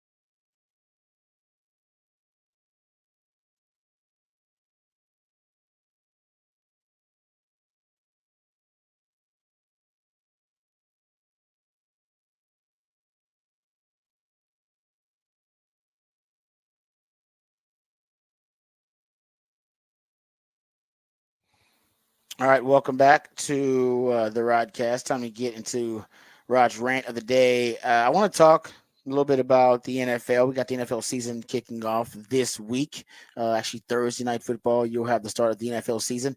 And I was looking at some odds, MVP odds, and multiple sports books. This one is FanDuel. The other is DraftKings. Um, FanDuel, when they look at bet count percent, the top 5 most bet on players for the 2024-25 MVP, CJ Stroud, 12%. Followed by Joe Burrow at 9%, Jalen Hurts at 8%, Jordan Love at 7%, and Patrick Mahomes at 6%. If you look at DraftKings, their sports book, according to Ben Fox, Houston Texans quarterback CJ Stroud has the most bets and the most money wagered of any player to win NFL MVP at their sports book. I was reading an article about CJ Stroud. I think it's a magazine called Boardroom that they did a piece on him, and they actually did a piece on Tom Brady. I'll say Tom Brady was talking about CJ Stroud. And the quote from Tom Brady here talking about CJ Stroud is, he's the blueprint. He's done it the right way at every step, from football to business to lifestyle. And I believe they're kind of doing a piece on CJ Stroud too. But either way, I mean, that's a quote from TB12, Tom Brady, the GOAT himself, about CJ Stroud. And I was scrolling and I saw I think it was an audio clip, and we have it actually, of Dan Pastorini, the great Dan Pastorini, just talking about CJ Stroud, and he said something, and I was like, man, that's a bold statement. Like some of the statements you hear about CJ Stroud, you wonder if people are just exaggerating, or do they really mean what they say, because these guys know ball. Dan Pastorini certainly knows quarterbacks. Listen to what Dan Pastorini had to say about CJ Stroud. This is our town, and we're supportive of the Texans, and especially this year. They had such a great year. DeMeco Ryans, CJ Stroud is the best quarterback. I'll say it right now, the best quarterback I have ever seen or ever played against. And this kid's going to be a Hall of Famer. He keeps his head on straight, and they protect him. He's going to set all kinds of records here. Man, so I got to go look at all the quarterbacks that Dan Pastorini played against and played with in the 70s and the 80s there, and like he said, no, I never played or seen played up against a quarterback that good or played with a quarterback that good. I'm like, there's a lot of great quarterbacks in the 70s, the early 80s. He just casually threw that out there. I mean, he said seen or played against. That's what I'm saying, like seen or So seen, you've seen. Is he talking about also, like, does he include the ones he's seen after he played or just while he played? I think he's saying everybody. Everybody ever. He said the greatest quarterback ever. I know. That's what I'm just like, people casually just throw. Okay, because we got another one. Jared Allen was on Pat McAfee recently, and he's close to the Chiefs community and Patrick Mahomes and everything, and I'm sure knows a lot of the Chiefs players, and I'm sure it's still probably close with that community. And he was on Pat McAfee, and they started talking about CJ Stroud, and then he just casually started throwing out these really, just complimentary superlatives about how great CJ Stroud is. Here is Jared Allen on Pat McAfee. CJ Stroud last year. Mm-hmm. Did you see what he did? Like, legitimately, did you see what he did last year? And I think that's maybe the most surprising thing that's happened in football in a long time, legitimately. I would agree. I don't think people talked about it enough. I don't think he got enough credit for what he did, especially new coach, new team. There was zero expectation, really, let's be honest. And then to come in there and look that poised and make some of the plays he did and some of those game-ending drives, I said he reminded me a lot of Patrick Mahomes in the instance where he uses his legs to set up, what he does downfield, and he's just calm in the pocket. He doesn't seem to get rattled, and a lot of these young guys. I mean, look at Fields in Chicago last year, right? It was like, not open, I'm running, and Stroud just seemed to sit back there and dissect defenses, and he wasn't afraid to take. Didn't throw a pick for 11 weeks or something. All right, we don't have to show this. Just first play. What an effortless throw. Okay. Where was that at? That was the Stroud House. That's the Loud House. The Stroud House. That's the Loud House. It's not the Stroud House. Everybody needs to relax. But and then the way he carries himself, off the field as a teammate is like perfect. Yeah, he's obviously mature beyond his years. He seems like, he's got the respect of the locker, respect of his coach, and, that carries a lot of weight. Yeah, I mean, it's every time I hear people talk about CJ Stroud, they seem to just throw out these larger than life like comparisons and compliments. Like Dan Preston, like that was for him to just say that casually. Like, you just casually say that basically he's the best quarterback you've ever seen. Period. Yeah. That's, you know what I mean. And then Jared Allen's like, oh yeah, it reminds me of Mahomes. Yeah. And it's like, you just gonna throw that out there? And do you know what it does to me as a Texans fan? My expectations are way too high for CJ Stroud. But listen. I will say that my when I look at a skill set of a quarterback, I'm always looking at the X-Man ability. Will they do as well, if not better than everybody else? CJ Stroud, his ability to push the football downfield, it's really is. It's pretty amazing, and do it with little risk. Right? If you usually when you're throwing the football downfield, it's a riskier throw downfield, and obviously a lower percentage throw. But last year, man, nobody in the NFL. If you look at ADOT and interception rates, if you look at it, quarterbacks who had an average ADOT of at least 9 yards and an interception rate of 1 or lower, 1.0 or lower. Since 2000, he's the only quarterback that's done that. He's the only quarterback on the list. ADOT of at least 9 yards, interception rate of 1.0 or lower. Usually when quarterbacks are pushing the football downfield, being a little bit of a gunslinger, of course, you're going to make some ill-advised throws. You're going to throw into coverage. It's riskier throws, lower percentage throws. CJ Stroud is pushing the football downfield as much as any quarterback in the league, but he is doing it as more efficiently and doing it in a safer manner and a lower risk manner than any quarterback in the league. I'll give you another set. He had 5 games last season with at least 25 pass attempts and a 10-yard average depth of target.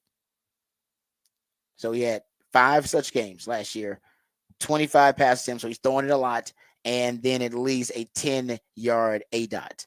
That was the most in the league, by the way.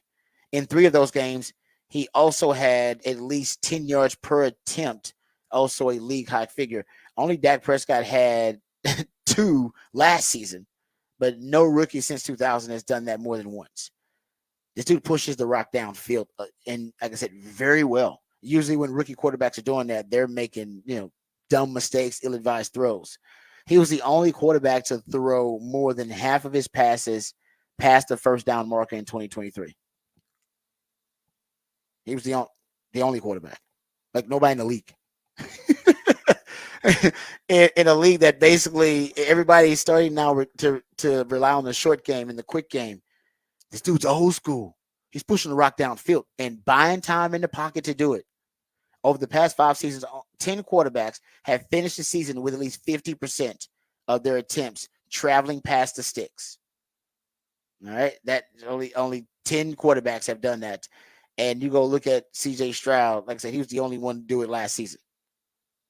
Have more than half of his passes, past the first down marker. Quarterbacks don't do that very often. Not a lot of quarterbacks doing it, but nobody does it, like I said, as efficiently as he does. He does it, and while lowering the risk factor. And he increases obviously the high reward. Everybody wants that, but you also get high risk when you're throwing the football deep downfield a lot of times like that. But now with him, a rookie, how's that? Like that to me is the stuff that is next level with him. That makes you think, hey, maybe some of these grand prognostications and predictions people are making for him, maybe they're not that far off, because you just don't see rookie quarterbacks do the things that he did. That was historically great. Led the NFL in passing yards per game and touchdown interception rate. If you go look at the other quarterbacks to do that in the last 35 seasons, CJ Stroud, Peyton Manning, Tom Brady, and John Elway. And none of them did it as rookies. They all took it was like their 8th year to do it, at least, something like that.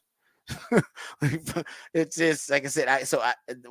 Every time I question some of those statements people make, I go start looking at some of these stats, and I go, well, maybe he did have the most injury-riddled offensive line in the NFL in the last 20 years, and yet still was able to throw the football downfield with amazing accuracy and efficiency, unlike any quarterback in the league.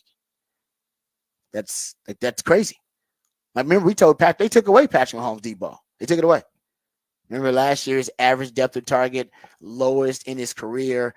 His average yardage for a touchdown pass was below 5 yards.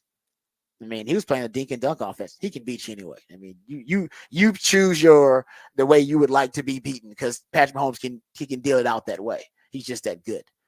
But for CJ Stroud, it's going to be interesting when they start putting these too high safety looks against him to try to counter his the verticality in his game. If you look at the most completions for a first down on 3rd and 10 plus yards to gain, he had the most.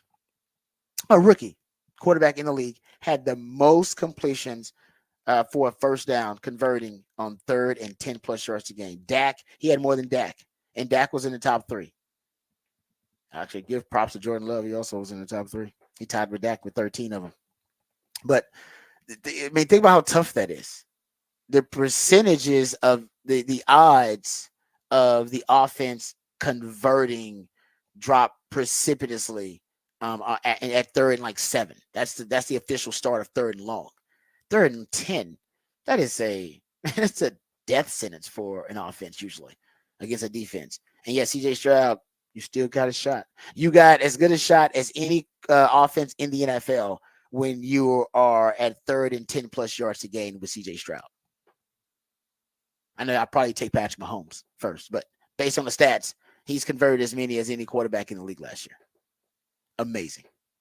Like I said, so I see maybe that's why people are putting a lot of money on him for MVP, because if he takes a leap from what he did last year, healthier O-line, more weapons, first-time play caller, first-time head coach, everybody's learning on the damn job with the Texans right now. Everybody.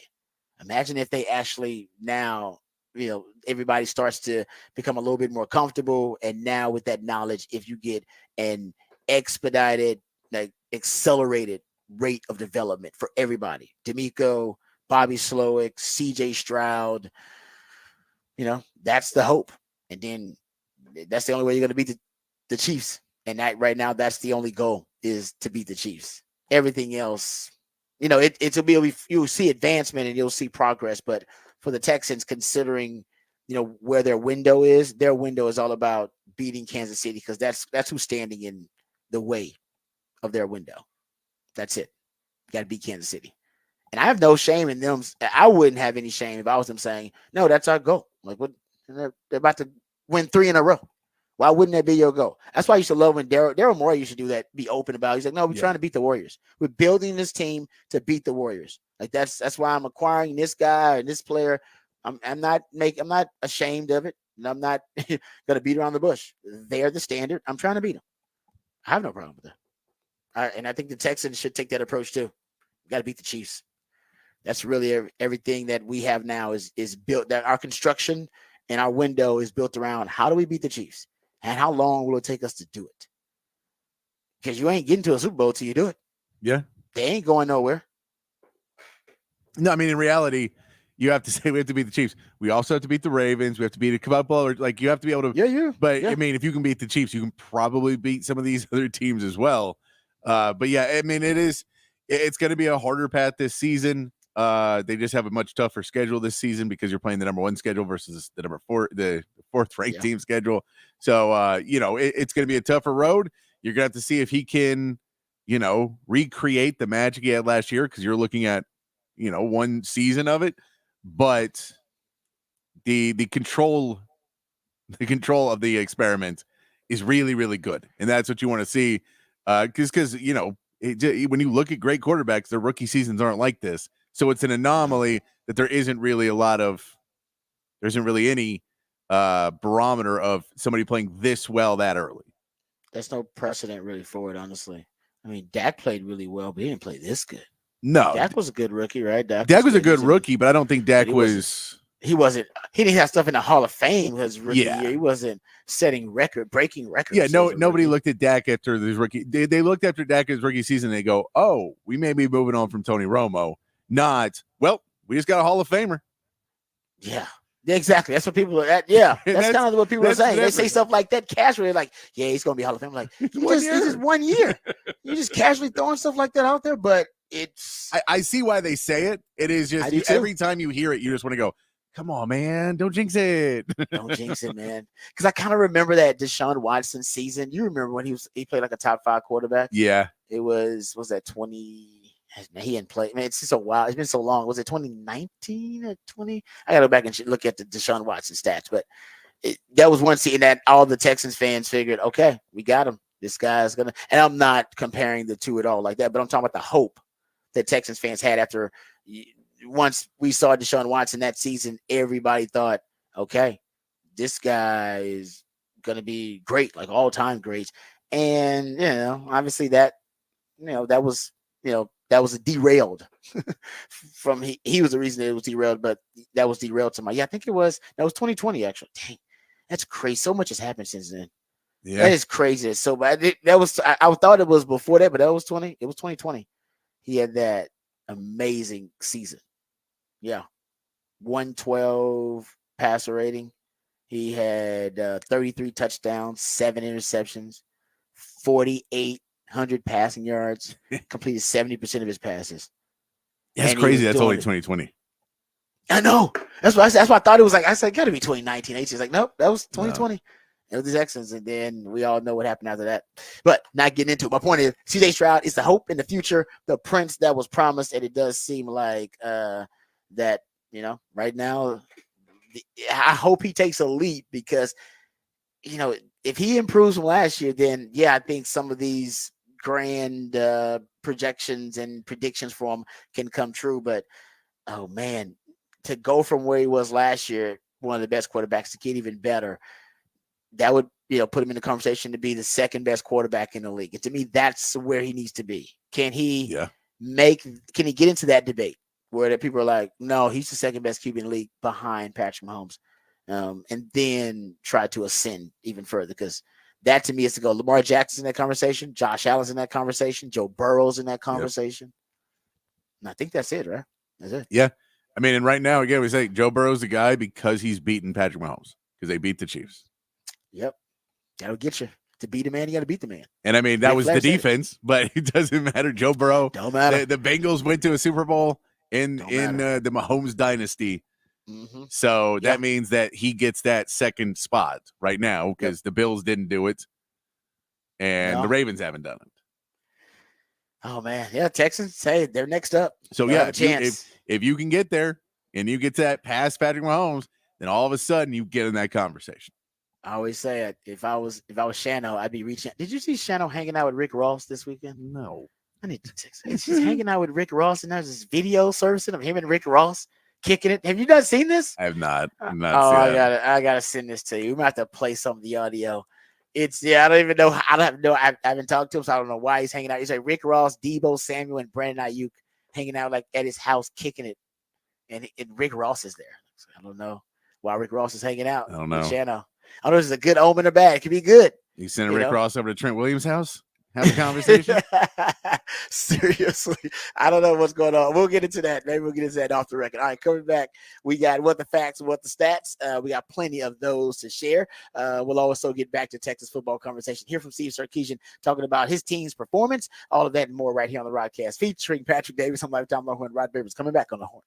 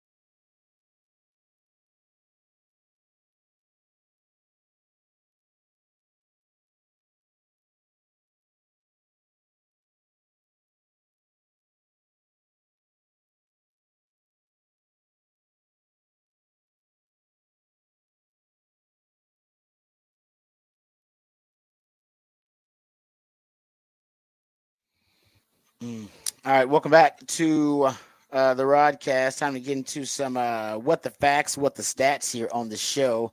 A lot of folks looking at their quarterbacks right now and are probably questioning whether their quarterbacks are up to the task after watching them in week one. Still really early. One of those teams, I'll throw it's the Aggies, of course. Connor Wigman had a dreadful performance. And I saw this stat about Connor Wigman, and I'll throw out there. I mean, when we were looking at the Matt Miller mock draft, way too early Matt Miller mock draft, you had they had him as a first round pick. Actually, had him going to the LA Ram, I think. How about this little factoid? And it says if you're going off NFL passer rating stats, Connor Wigman from Texas A&M, 12 of 30. 0 touchdowns, 2 interceptions, had a rating of 21.5, which would be worse than if you did nothing but spike the ball into the ground on every single play.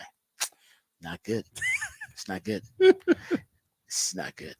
It's something about that quarterback class, though. How about this? In that 22 quarterback recruiting class, of the top 25 QB recruits in that class, all in their third year now, only 5 started games in week one. Drew Aller, who is the Penn State quarterback. He's the only one that really had a great performance. He had a 98.3 total QBR. Cade Klubnik, though, 40.8 total QBR. That was 89th. Malik Murphy was 34.2. That was 100th. Connor Wigman, 31.8 QBR, 103rd. Nick Evers, 125th in QBR, 14.7. Those 4 combined for 2 passing touchdowns and 5 picks in week one. So yeah, and sometimes a quarterback class can be. I think Cade Klubnik's got to get the hell out of Clemson. Does Cade Klubnik need to transfer? Get out of Clemson? No Power 5 quarterback targeted running backs or tight ends more often last season than Cade Klubnik. Yeah, I mean, that's not where you want to be. I mean, that's check downs. And the good news is you might be able to win the ACC, but I mean, think about that. It is, but I mean, you're still like Clemson could still win the ACC's not. No, they could. Good, and that means you make the. But you don't make but then you still make the playoff. Yeah, you ain't got a shot though running that off. I'm talking for Cade, like Cade Klubnik. I think he could be a higher level quarterback, but think about the system that he's in. We just talked about they're kind of they're anti-transfer portal, anti-NIL, so you're not going to get skill positions anymore. Yeah. You don't have really good skill positions. That's your dynamic wide receivers if you're Cade Klubnik. And last season, your offensive scheme and probably your personnel too, it caused you to target tight ends and running backs more often than any quarterback in the Power 5. Yeah, not good. Dude, get the hell out of there. Go. The quarterbacks have free reign these days, dude. Yeah. You don't think so? He can go start somewhere else? Go. Oh, well, 100% he can go start somewhere else. Go find a better system, dude. That place is going downhill. You don't be a part of it. Get out of there. Get out of there, Kate. Get out of there. Yeah, you can find some other place to be. Just don't go to College Station. Just don't go to. Honestly, yeah, don't go there. Be calling. Yeah, you're right. We're trying to go to a better system, so no, do not go there at all. No, okay, don't do that. That's not good. That'd be I don't even know what's a sideways step. That's not good. Okay, other what the facts, what the stats here that we'll get into. How about this one? I got this little factoid about the Atlanta Falcons because I'm paying attention to the Atlanta Falcons this year. I want to see how good Bijan's going to be in a new look offense, basically a Sean McVay style offense. The Atlanta Falcons had 190 snaps and 11 personnel the entire 2023 season. That was dead last in the league. They just did not like one back, one tight ends sets. They had 185 of them in the preseason alone. So you want the proof that they're going to totally change the complexion of that offense. It's going to be a totally different offense altogether. Lincoln Riley starting quarterbacks. We were a little bit worried about that. Miller Moss was the new guy in the season opener versus LSU. 378 yards and 1 touchdown. That was better than Caleb Williams' season openers.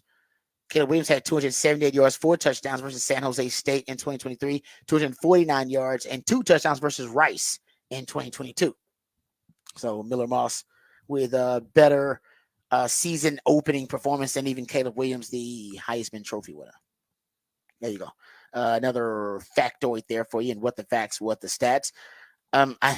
We can't play this audio for you because it's a little cussing in it, but it is a fact that my man Kyle Shanahan, is hanging out with Rick Ross. I sent that video to Patrick. I don't know why.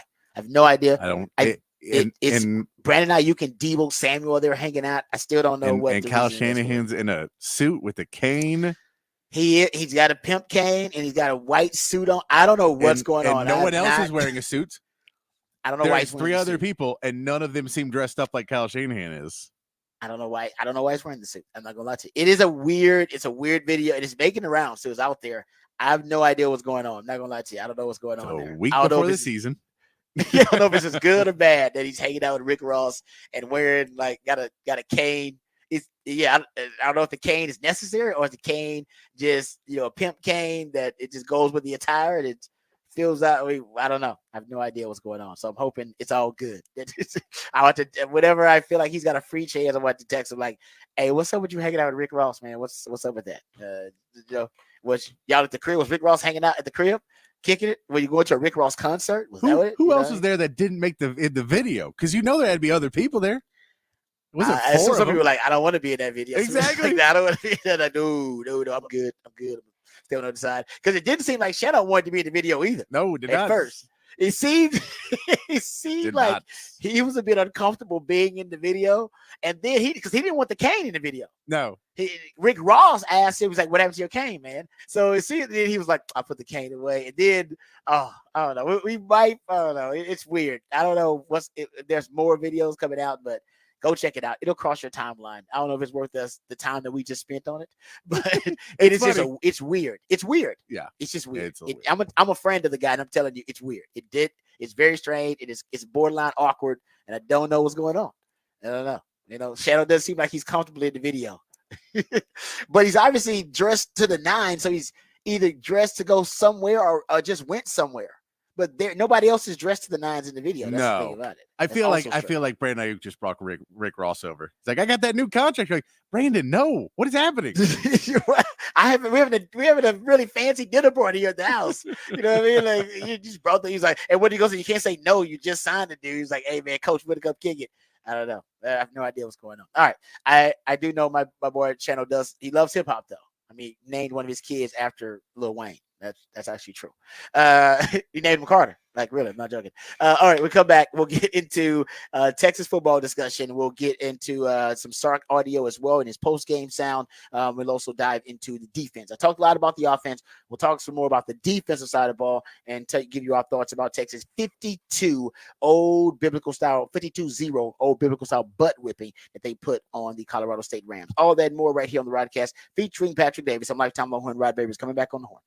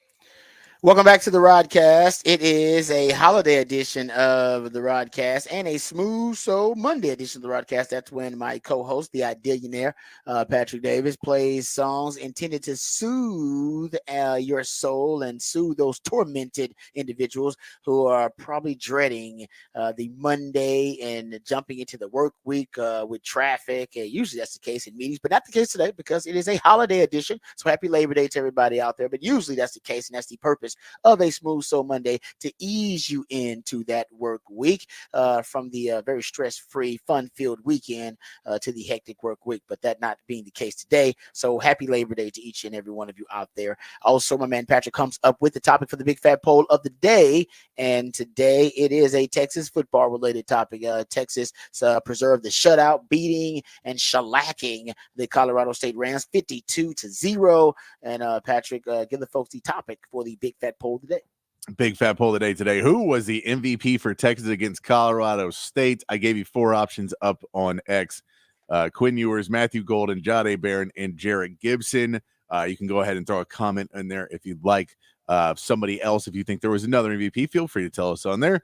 Right now, though, Quinn Ewers run away with it, 64% of the vote. That makes sense. He had 260 yards, 3 touchdowns, led the way for Texas to get that lead and able to go. We also put Matthew Golden, Jahdae Barron, and Jarrett Gibson. And right now, Matthew Golden and Jarrett Gibson are both at 12%, and Jahdae Barron's at 10%. So I'll get a little bit of love there for everybody else. But yes, Quinn Ewers is running away with it, which I agree with. Quinn can be the MVP. Yeah, I mean, he looked, like I said, he looked really good. I think he had one bad play. Yeah, and that was the interception. And people say, "Well, that was a bad pass." It was, but he, like I said, he probably could have thrown it anticipating that corner route was going to be open. I think it was Isaiah Bond, if I'm not mistaken, because Isaiah Bond had the leverage advantage on that defensive back, on that defender. And Quinn, I believe, broke away from that progression too quickly. Then wanted to look, because I'm not mistaken, it was a 3-by-1. Amari Niblack was on the single receiver side, and they had him flexed out.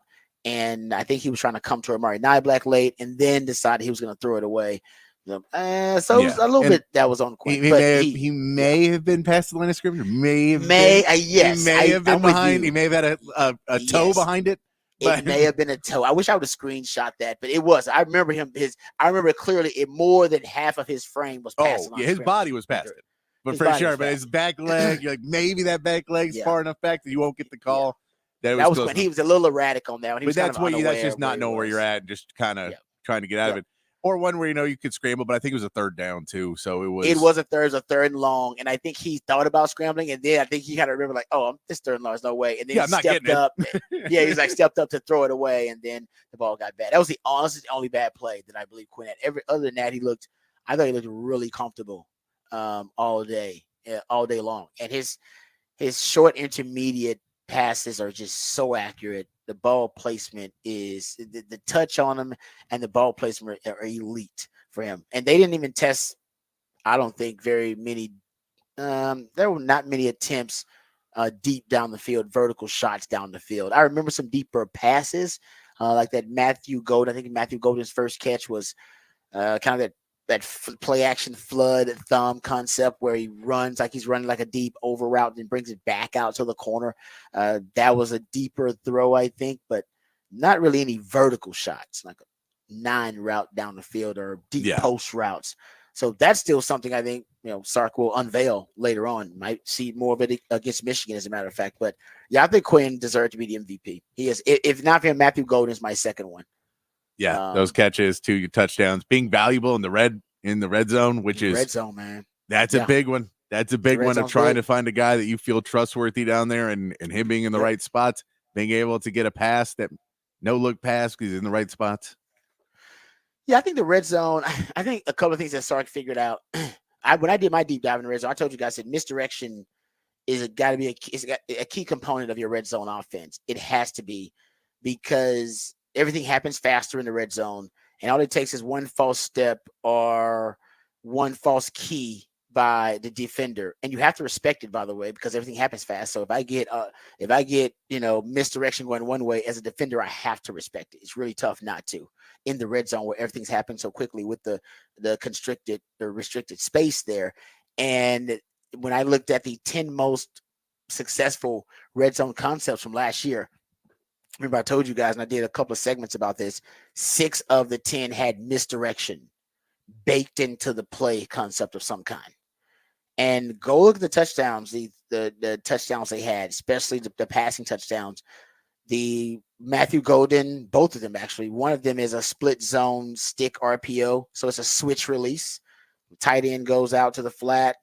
Wide receiver ends up running a hitch route right there. That was the no-look pass, and that's a form of misdirection. The other Matthew Golden touchdown pass, there was a rub route. He was in the slot. He runs a quick out. The number one receiver on the outside runs a quick in or a quick slant. Misdirection concept. Even Isaiah Bond touchdown. Think about the hard release inside that he makes, like he's running a drag route or running an under route, and then the hard pivot back out to the corner, and the ball's on the money from Quinn. But misdirection is key in the red zone because you know where you're going. The defense doesn't. The defense has to react, and they got to react quickly. Like, most DBs are flat foot reading everything in the red zone so they can act quickly, so they can jump routes. And I think if you give them the defense a little bit of red meat with misdirection, they'll take it most of the time. Unless they got to play, they're prepared for that. They're prepared for that misdirection, which during the season they may be. But in this game, I thought he did a great job. And straight drop back. They are, I like that. I love the RPO game in the red zone. I talked about that. Being more RPO heavy, I think helps too. But he's having Quinn use more straight drop back in the red zone because I think he understands everything happens a little bit faster. And let's just let him clear up the read for him. Let's just clear it up really quick and scheme open an easy wide window throw for him. And then Quinn, as long as it's short to intermediate, we don't have to worry about his accuracy. He's going to put the ball on the money. So the Isaiah Bond touchdown was straight drop back. The first Golden TD, the out route, that was straight drop back, if I'm not mistaken, as well.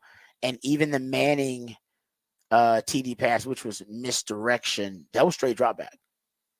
No deception elements, no play action, no RPO, no sleight of hand, just straight drop back. That's a little different, I want to say, in the red zone too. So just going to let them get down to like kind of brass tacks of the play.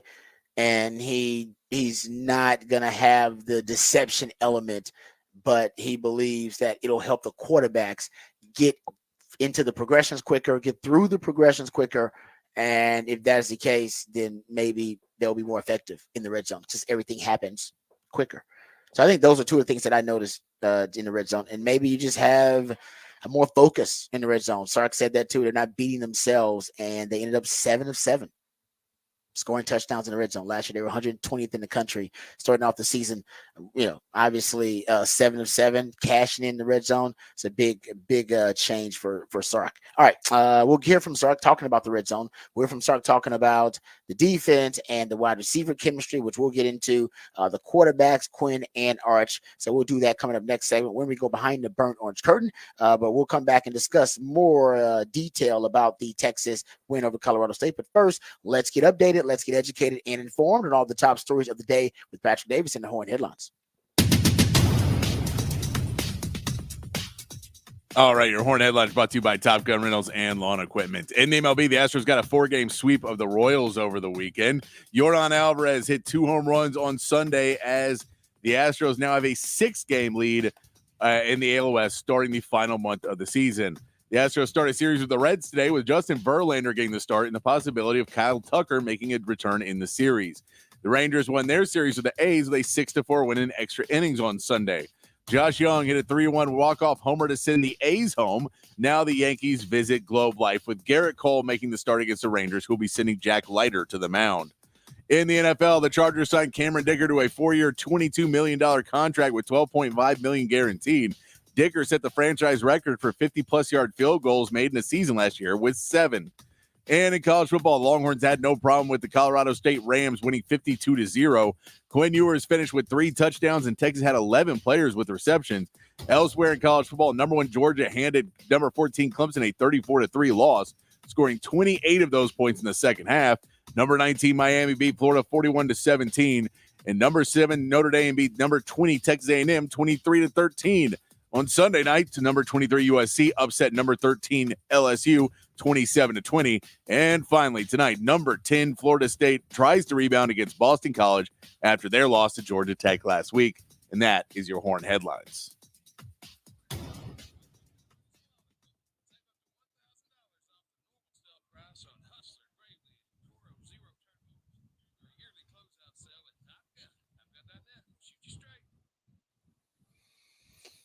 All right. Thank you, Patrick, for the Horn headlines. Let's start out talking about the defense, and we'll make our way to offense because the shutout is worth, I think, us, giving some props to the defense and discussing how it all happened. I think ultimately you're going to be against an air raid attack like Colorado State, and some people were upset with the rushing yards that were allowed by Texas because you allowed a 100-yard rusher. I'm not upset with that because you took away the strength for Colorado State. You took away what they do best. You took away what they wanted to do, which is get the ball to Torrey Horton and throw the football, and they weren't able to throw the football effectively. I mean, at any point during the game, their most effective offensive concept was just running the football. And I think it's because Texas took away their strength. They had to try to beat Texas with a weakness. I'm not saying it was a weakness for them, but that's not their identity. So they had to go outside their comfort zone, outside their identity to try to beat Texas. They only had 4 plays of over 10 yards in the season opener, 2 passes and 2 runs. So not a lot of explosive plays. Texas was able to limit those and thus were able to limit any long sustained drives. Couple of things on defense. Now I told you guys that the Johnny Nansen effect and the Johnny Nansen influence was going to be evident. It was going to be obvious. You were going to be able to see it in a number of different ways. Even in this game versus Colorado State, and I'm sure they tried to be somewhat vanilla, but I saw the Johnny Nansen influence. They played a dime defense at one time. So at one point in third and long, they played a dime. Dime is 6 DBs on the field. I can count on one hand the number of times in 3 years that PK has used the dime defense. It is extremely rare. They probably used the dime defense as much in this game that they've used it in 3 years. All right. Since PK has been there. So that is definitely a Johnny Nansen influence. And by the way, they're deeper at defensive back. They're more versatile. Remember, they talk about how they're cross-training guys in the defensive backfield and how versatility is the new buzzword in recruiting and in also development in the defensive backfield. So that gives them a lot more solutions and a lot more options back there. So that's part of the exotics you're going to see. I know dime package is not that exotic, but I think you'll see more. That's the Johnny Nansen influence. The exotic part was the NASCAR package. They actually, I thought they'd have Alfred Collins as the D tackle that they kept in during the NASCAR package. They actually used Vernon Broughton in the NASCAR package. For those who don't know NASCAR, which is I predicted that Texas would start using a NASCAR package months ago when they started stockpiling all these edge rushers on the outside. And I'm glad that great minds think alike because Johnny Nansen's coming in. I think this is part of his influence too. It's when you have at least 3 edges on the field, edge defenders. And usually there are 2, but when you put 3 or more on the field, they call it a NASCAR package. And Texas kept 1 D tackle on the field. That was Vernon Broughton, but they'd have Trey Moore, Colin Simmons out there, and they'd have Barron Sorrell, and they bumped Barron Sorrell inside. Remember, I kept asking, I wonder who the D tackle they would, D end they would bump inside next to that D tackle. Could have been Ethan Berg. I think Colton Vossick can do it too. They got the frames, they got the body for it, they got the wingspan. You can bump those guys inside, and they would relish it going up against a less athletic interior offensive lineman. So we saw it in that. And by the way, this was all combined, right?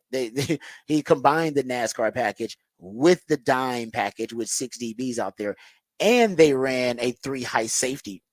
Just, like I said, all on the same play. I saw this, and I saw it throughout the game in third and long situations. So a dime package with 6 DBs, ran 3 high safeties, and your 3 high safeties were Gilbo, Taft Daddy, and Makuba, which is something they saw in the Big 12 a lot. Remember that at one point that was the kryptonite to Sark's, to Sark's offense. He really couldn't figure out. Then he finally found the antidote for it last season, which we talked about ad nauseum. And now, hey, if you can't beat them, join them. Not saying Texas didn't find a way to counter the 3 high, but it was really effective versus Texas. Why not steal that concept and use it? You know the inner workings of it. You know conceptually how it works because you had to figure it out so that you could effectively counter it. And now that you have the personnel to use it, why not use it?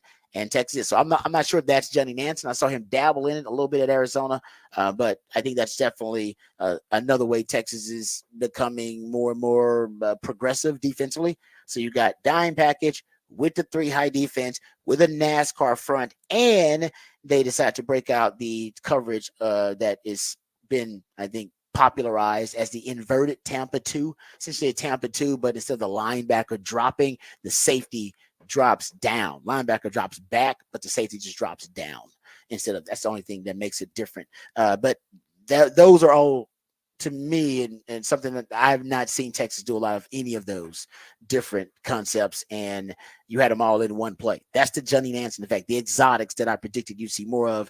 You're already seeing them in the Colorado State game. Also predicted that Texas, if you want to maximize, I said if you want to maximize and you wanted to truly market and promote Jahdae Barron to be a Thorpe Award finalist, because he's got, I think, the potential to do it, you had to market and promote him as the most versatile defensive back in the country. Like, that's the way to do it. He needs a story. You got to have a narrative to sell, story to sell. And I think Texas is following that path. Even in the game he played, and I predicted he'd start at corner opposite Malik Muhammad, and Jalen Gilbo will be the nickel. That's what happened. They started Jalen Gilbo at nickel, and Jahdae Barron started at corner, but he also played some nickel. Matter of fact, when they ran the dime package, they bumped him inside to nickel, and they are promoting him as a versatile defensive back. Here's Sark. We had Sark in the post game. So audio from Sark in the post game talking about the Jahdae Barron and the secondary overall and how they performed, and they really did. I mean, I think a lot of guys stepped up. Wardell Mack had an interception. Malik Muhammad and Gavin Holmes both had PBUs. Taft Daddy had a really nice play on a 4th down. Here is Sark talking about how Jahdae Barron's influence and his, versatility have really helped transform that secondary. Jahdae is a really versatile player for us, and there's going to be different games where he kind of plays different spots. He was really prepared to play 3 positions today. He could have played corner, star, or safety, and that's the veteran player in him, the savvy player in him that allows us to do that. Jalen Gilbo's had, since spring ball till now, has had a great spring, a great training camp. We're very confident with him at that position, and so our goal was how do we find our best 5 to get on the field? And the fact that Jahdae gives us a little bit of a different physical presence at the corner spot, that allows us to free up Manny Muhammad and to do some different things there. And then I also think the versatility of our safety room. We're really athletic back there. The addition of Makuba, the transition of Jelani McDonald, the growth of Derek Williams, and then just the veteran savviness of a Michael Taft. So I think all of that played into containing Horton. They move him around a fair amount, and so you have to find him, and then you got to make sure that you got your brackets and different things on him to try to minimize the throw opportunities to him, at least the easy throws. Yeah, I said last year, you're doing a disservice to your defense and to today by not moving him around based on the matchup that week. And move him around based on the matchup that week so that teams can't single him out, so that you can kind of maximize your depth back there. That's exactly what they're doing. Love the game plan from Jahdae Barron, not just because it's pretty much what I suggested for the last 2 years, but I think it's the best way to go about, maximizing him and promoting him. This is the best way for him to get drafted higher, for him to make it as a Thorpe Award finalist. And the interception that he had, guys, I'll just break it down really quickly and why it was so amazing. They call it robbing the post. One of the toughest things to do in football. So Texas is in cover 3. The reason I know they're in cover 3, some people say they're in cover 3 because Jalen Gilbo is on the single receiver side. There's twins. There's 2-by-1 set. It seems like 11 personnel, but could be considered 20 personnel because they moved the tight end into the backfield as an H-back. So they got 2 in the backfield, and they got formation in the boundary. That means numbers. You got your numbers in the boundary. They got twins in the boundary, and they got single receiver Torrey Horton out to the field. So Torrey Horton out to the field is by himself. In cover 3, you're reading the number 2 receiver. Remember, so your Jalen Gilbo is actually to the field. All right, because that kind of tells us it's zone. If not, he would have been with the number 2 receiver in the boundary covering him. So that tells us zone. In cover 3, you're always reading number 2. There was no true number 2. The next number 2 receiver is in the backfield for Malik Muhammad on that wide side. So they decide to play bump and run. They're just going to take him away. Essentially, you're de facto man coverage anyway with a single high safety once you don't have a number 2 receiver to read. So he goes up on Torrey to take away, because this is 3rd down, I believe. No, actually, I think it's 2nd down, to take away the easy completions, and they play bump and run on him on the field side. Remember, I told you they're going to start doing more of that. And Malik Muhammad initially has good bump and run coverage on him, but they're playing cover 3 robber. Michael Taft comes down to cover a deep crossing route by the number 2 receiver on the boundary side. The number 1 receiver fakes like he's going to run a wide receiver screen, and that's why everything gets a little bit funky. And Jahdae Barron's spidey sense goes off. Maybe he's a good football investigator. His spidey sense goes off. He's like, something's wrong. This ain't right. Something's wrong. Something's off. And then he sees the number 2 receiver go away. And when you see receiver go away in zone, you look for work, because your work is already gone. You don't have any responsibility. Look for work. He drops. When you look for work, you got to drop. Get depth. He drops so deep looking for work, he ends up back close to the post. Notices that the deep post opposite of the formation on the other side of the field, that it's coming close to him, and then goes to rob it. And figures, you know what? I'm just going to rob the deep post. And they had Malik Muhammad beat. He had to step on Malik Muhammad. And Makuba took the wrong angle as the single high safety. So if Jahdae Barron doesn't rob the post, Torrey Horton's going to catch that pass. Go back and look at it. He's got a step. He's going to catch it. But they robbed the post magnificently, and it was brilliant. It'll be on the draft highlight reel. Great play by Jahdae Barron. It really was. Like that was an all-time great play. I'm talking about one of the greatest plays I've ever seen from a DB at Texas kind of play. That's like highlight reel. It'll be on the film you teach other DBs 10 years from now how to rob the post. One of those kind of plays. Okay, jump into the offensive side of things, because the defense I thought had a really, really good day. I mean, shutout, obviously. So it's a great day for them. The big conversation was about the wide receivers, the chemistry with the wide receivers, and who's going to play what role, what guys going to start. I believe the starting wide receivers were Bond, Golden, and DeAndre Moore. But I love how everybody settled in and everybody found a role. It's amazing. You had 11 different receivers catch the football, not wide receivers, just pass catchers, period. But other wide receivers that caught passes, Isaiah Bond led you in targets and receptions. So it looks like Sark's trying to give him the football. 5 for 61, 1 touchdown. Ryan Wingo led you in yards after the catch, and yards, period.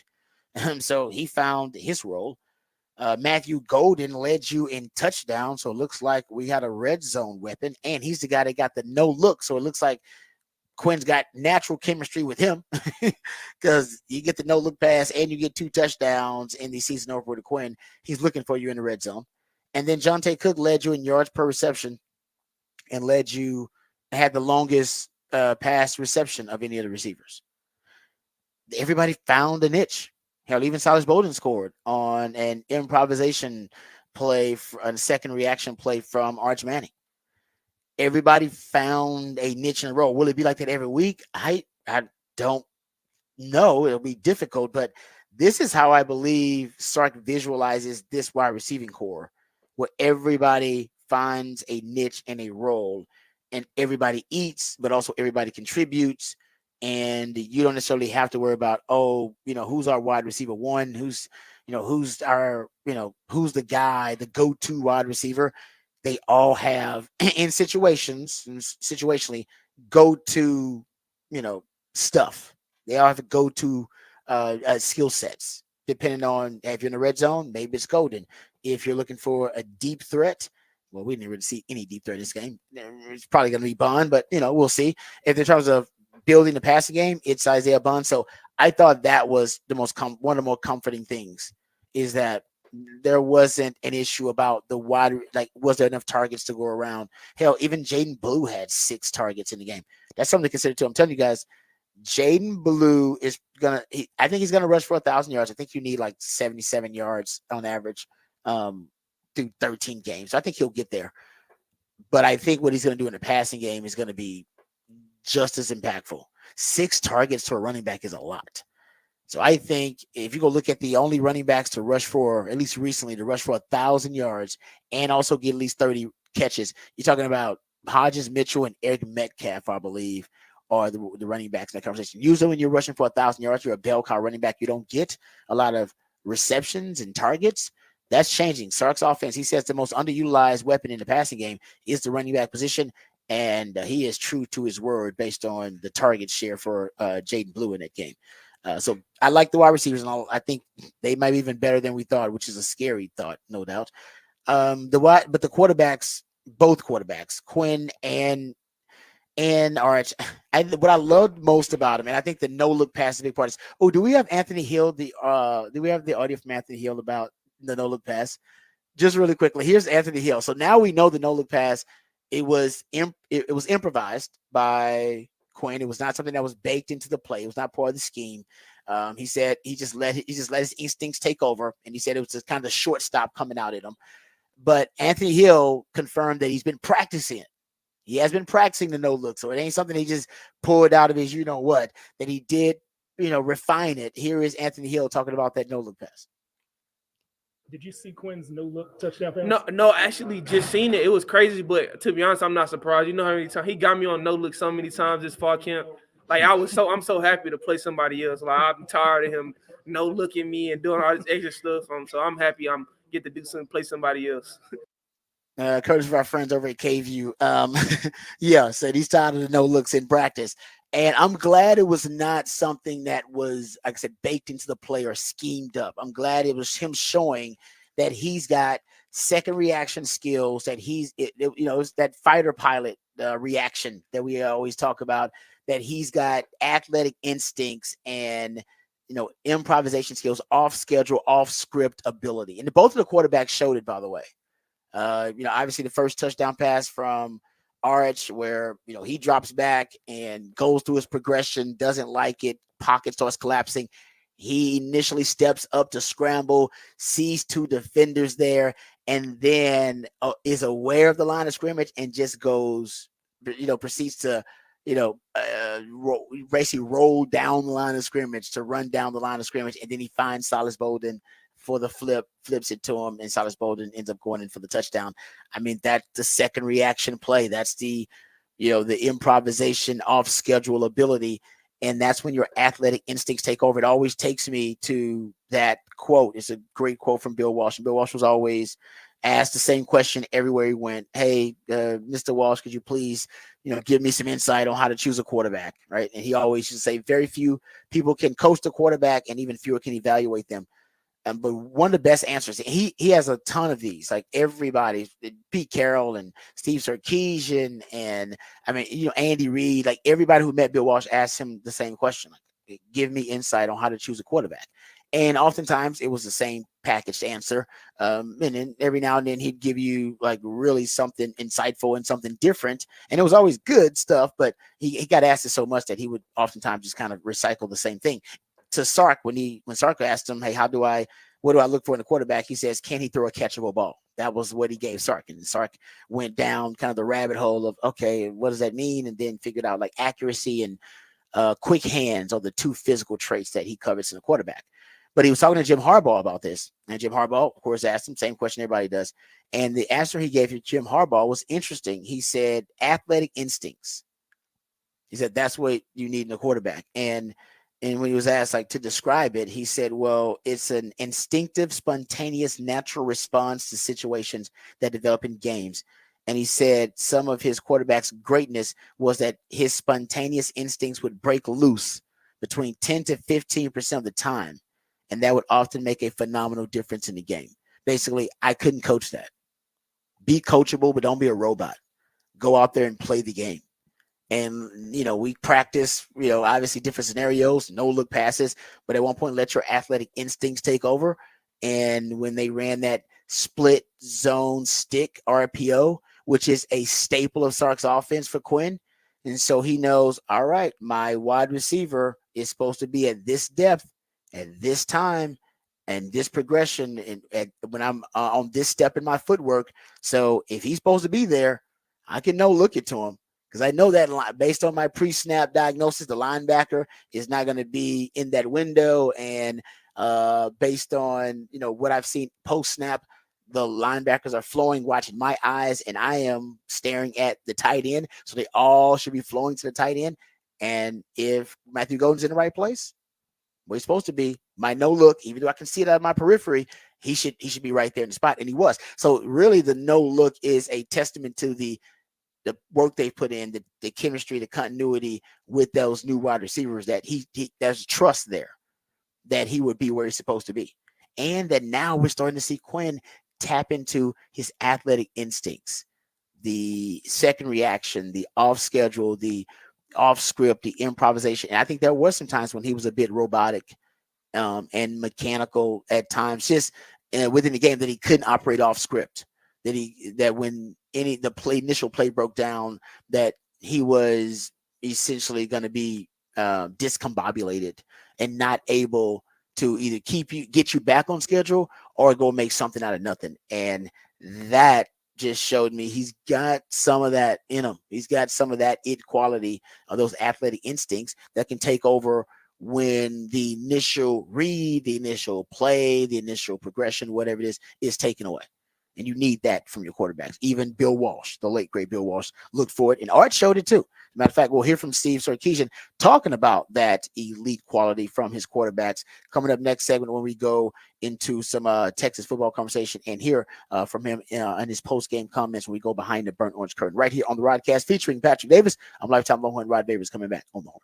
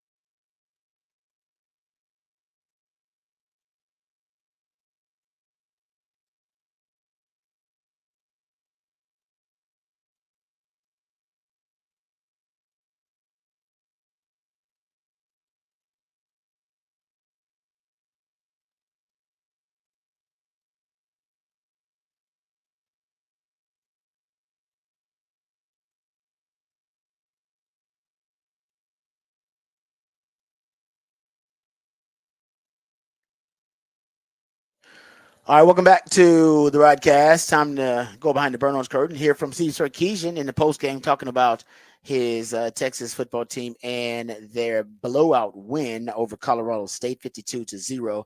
Quinn Ewers, who right now is leading our poll, the topic for the Big Fat Poll today about who is the MVP of the Texas-Colorado State game, and he looked fantastic. 260 yards passing, 3 touchdowns, did have that 1 interception, 74% completion rate. Here's Sark when he was asked about what he thought of his third-year starting quarterback's performance. I thought he played well. You know, the interception was an unfortunate one. They kind of gave us a combo coverage of, they kind of clouded us into the boundary and then kind of manned us to the field. And so we really got stuck with nowhere to go with the ball. and he went to step up and run and realized he couldn't go to run. And he was really throwing the ball away when the ball got tipped in the air and got intercepted. But outside of that, he was really efficient. I don't know. I think he finished, 20 of 27. I want to say there might've been a couple drops in there and one maybe even difficult catch. So the ball was really going to the right people on time. He made good decisions in the RPO game. And I just thought his command of the offense on the field was really good. So I was proud of him that way. We kind of chuckled about the start of the game a little bit, he and I, and he goes, well, I think it was a little better than Rice last year. And I said, yeah, I'd agree with you. So the growth is there. And so it's just different. Our conversations are different. He's so much more mature now that I don't think he ever feels like he has to prove anything to me. I think he just goes out and plays, and then we talk about it. And so it's fun as a coach, that you can have that relationship with your quarterback.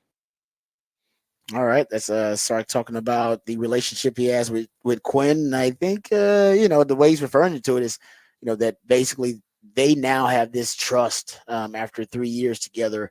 That basically, I don't know if you can, as a coach, you put a price on it to quantify that with a third year starting quarterback in your system, and how easily you guys communicate and how the trust that you guys have established between each other. And I think now you're starting to see the benefits of that early on. All right.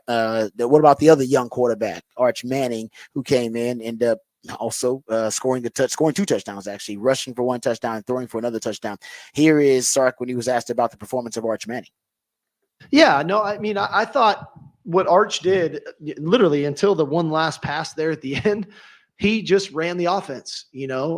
His first play out there was kind of a bootleg, and his first 2 reads were covered, and he finds Jonte Cook on an over route. That wasn't a young quarterback who's just staring down one guy. He got to his 3rd progression on that read.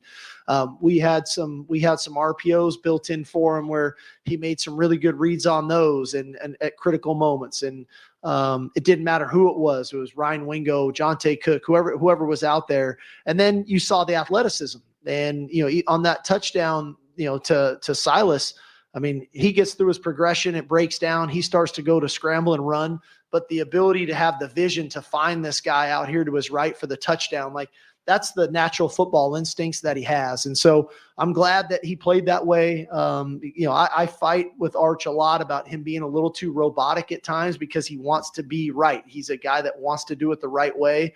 And I want him to play the game because he has so many cool instincts about his ability to play the game. And so I think we saw that on display today. He does. He has great athletic instincts too. I mean, that's a mobile Manning with really great athletic instincts, I think could be a deadly combination.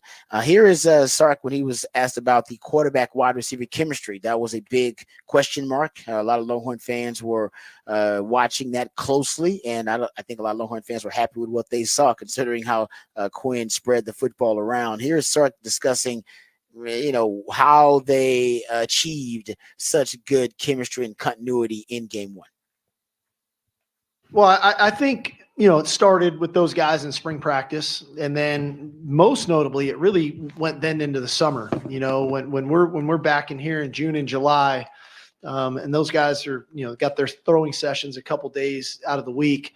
That's that rapport. And I do think it's a credit to Quinn. I also think it's a credit to the new faces, that they have to be committed to it and they have to be willing to adjust and to learn.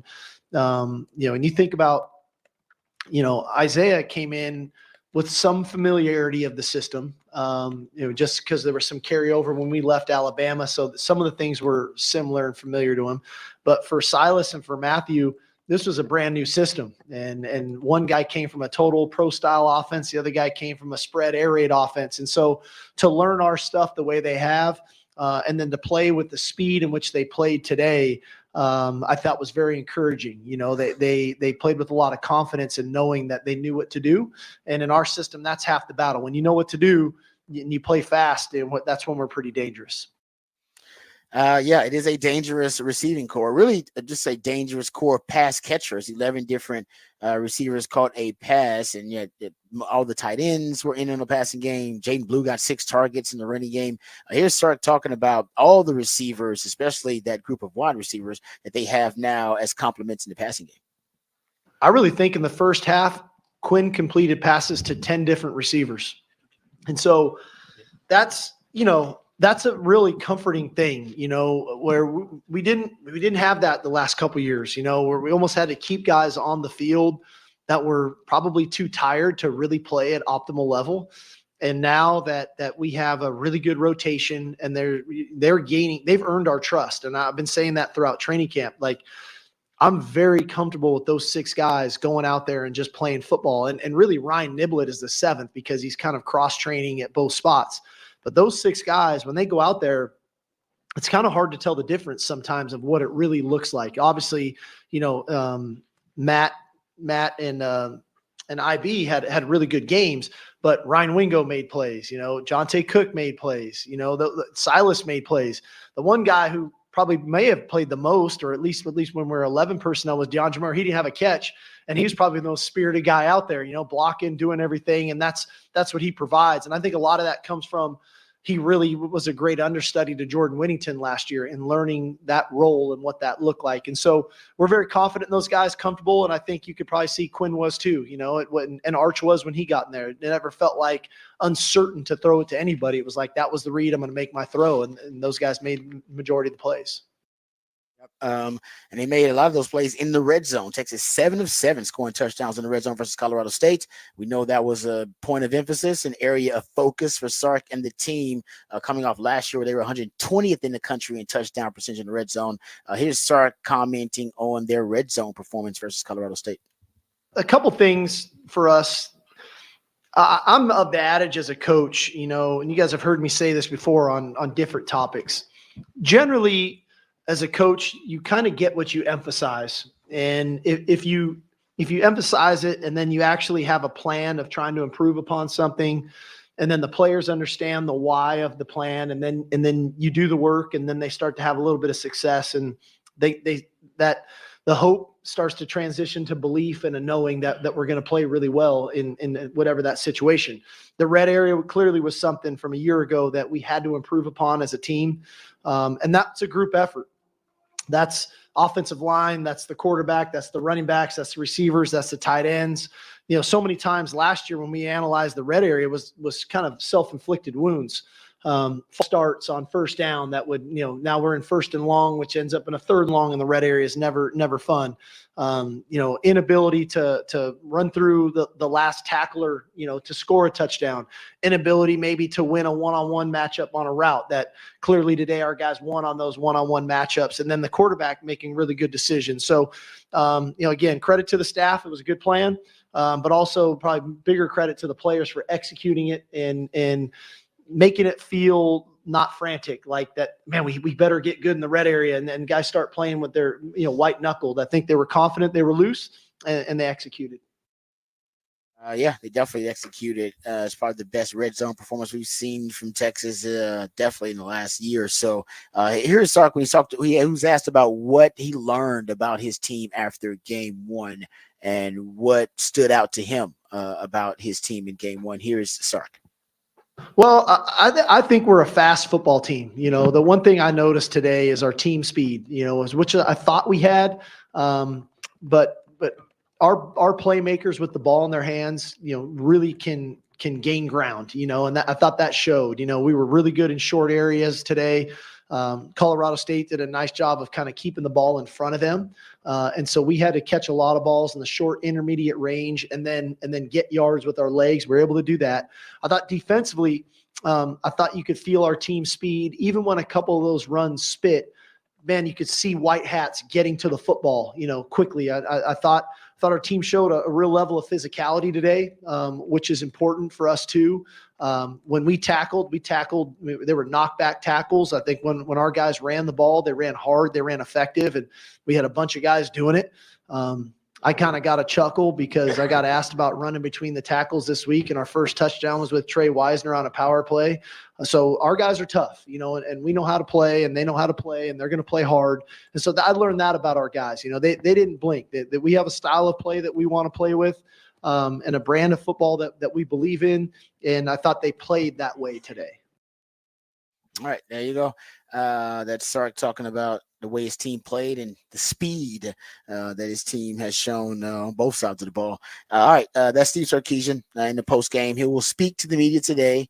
Of course, you have another media availability from Sark, and of course, he'll be talking about the Michigan Wolverines, which we'll dive into that matchup a little bit later on this week. But today, reviewing Texas win over Colorado State. We'll continue to do that, but on the other side, we got off the record. So a lot of coaches, they were happy for some reason, almost giddy to get their chance to speak to the media this past weekend. So we'll go over some of the highlights. Of course, Gundy's got one. Gundy's always got a piece of audio that's worth listening to. We'll hear from him. We'll also hear from some of the other coaches around the country.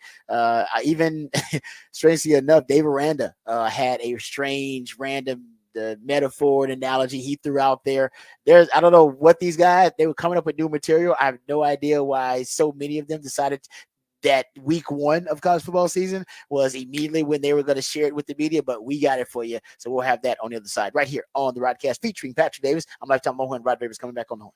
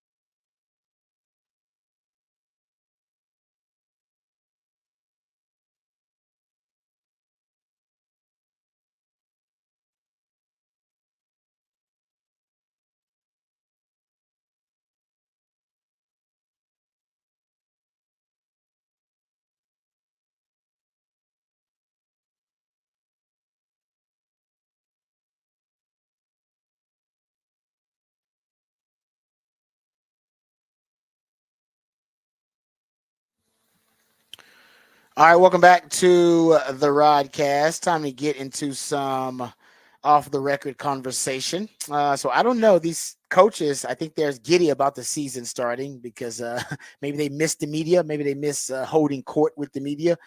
But a lot of these coaches have new material. I wanted to share it with you. So they're making some very humorous analogies and throwing out some very strange metaphors about the season early on. And I'm sure maybe they worked on this stuff. Maybe it's something that they came up with, obviously off the top of their dome at the time. Who knows? But I thought it was humorous enough for us to share and off the record. So first is Dave Aranda. We all remember Dave Aranda, much like we called him very monk-like in his approach. You don't see him get too high or too low. Never gets really too emotional on the sideline. I like him because not let a coach speak with Dave Aranda. He's going to let you know exactly how he feels. And he was describing his experience calling plays and how it made him feel calling plays and how it was, something that he had to, have a lot of discipline with in calling plays, not to allow his emotions to overwhelm him. So here's Dave Aranda and his random analogy that he made this past weekend. It's angry a lot of times. You don't want to give people anything. And obviously they're always going to get things. I think, we had an academic, there's a professor that comes to the dinner on last night, Friday night. And so they'll come to the walkthrough and then they'll be at practice, or they'll be at the walkthrough, then they'll be at the dinner Friday night. And they asked that question. And it's I think how I said it then was like, man, it's like you're a fighter pilot. You get this great fighter jet. And it's all this all this stuff, and it's got all these weapons, and you get to fly the thing. But there's people out there that want to kill you, And so like you get to fly it, but you don't want to die. So that's how I feel about calling plays. I feel that all the time. And I think, to prep and to do all the stuff right to where you can get people and then they don't get you, that's hard to do in today's game. Offenses are really good. There you go. Boom. That's so he compared it, calling plays to basically being a fighter pilot. Yeah, you got all these nice cool weapons, but somebody's trying to kill you. Did you agree with the analogy there? I don't, because there's not even a single part of me that wants to fly a fighter jet. Like for him, he was like, "Yeah, I'm gonna fly a fighter jet." For me, I'm like, that seems already stressful. It is stressful, even with no one trying to kill me. I will kill myself in a fighter jet. Well, yeah. I won't because I probably can't turn it on. No, I agree. It was a strange place to go, but I think Sark has actually used that analogy, but about being a quarterback. Yeah, being a fighter pilot. He's talked about that too. I do like too. He dropped he was like, it's when you're doing an open mic, you're doing comedy, and you're trying to set up when you had something, and it wasn't as soon as recent as you were saying it. So you're like, what happened? Oh, the other day. You're like, it was 2 years ago, wasn't it? Yeah, that was his. And dinner recently. Yeah. No, it was dinner Friday night. I said this. This wasn't. Yeah, that's true too. This wasn't in June. Yeah, exactly. I thought, you know what? This would be a perfect anecdote if we win the first game, and I need to buy some time. But Baylor did win their first game. It was against like Tarleton State or somebody like that. So yeah, they won their first game. So I guess he was feeling good. They won 45-3. So good for him. Oklahoma State also won their first game of the season against South Dakota State. Oklahoma State's ranked 17th, so people are high on them. They're one of my picks to contend for the Big 12 title this year. And Mike Gundy's always good to give you a nice little soundbite. So Mike Gundy, he was actually talking about the headset communication and then somehow took a jab at Connor Stallions and then somehow ended up making a reference to Shaggy, I believe. Here is Mike Gundy. I can't. They won't let me hear it. If anybody's a good IT guy, we'll get the guy from Michigan down here and let him hook me up. Even though he didn't do it. What was that song what was that song? You should know. Yeah, the song, it was kind of a partial rap in the shower. It caught me. I didn't do it. It wasn't me. What was it? Yeah. It wasn't me. Yeah, that's right. It wasn't me. I know that was you. It wasn't me. Oh, he sounds such like an old man. What was that song? A partial rap. First of all, I just want to know who he said you should know that to. You should know that. because it's such a weird thing for him to go, you should know that. And like, that's the one where your parents say something and then they go, you should know that. And you're like, why would I know that? Because I said young folks. It's like, it was No, like, you no, would that know song that. came out 25 years ago. Do you remember when you were 7 years old and you really liked Clint Eastwood? Yeah, you should know everything he's ever done then, right? No. Oh my goodness. I do remember the Shaq. It wasn't me. You know what I mean? In that I remember time, it too. I I remember the song. did not have Mike Gundy referencing Shaggy on my bingo card. That's what I'm saying. As I say, I didn't think that I would find the soundbite with him referencing Shaq either, but we got that. Oh, and he, by the way, he knew it was Shaggy. That dude owns. He definitely. That dude owns like 4 Shaggy records. He knew it, Mr. Bombastic. So you say Mike Gundy's like rolling down the street down there, Stillwater, jamming Shaggy. Oh, that would be classic. Playing it on recruiting trips. They're like, yeah, I think my dad listened to this. Oh man, yeah, that sounds like Gundy, and still wearing like cologne from like the early 90s. Oh, he's got that Dracar Noir. Yeah, he's got the cool water working. He's like, this is my jam. This is my sit, yo.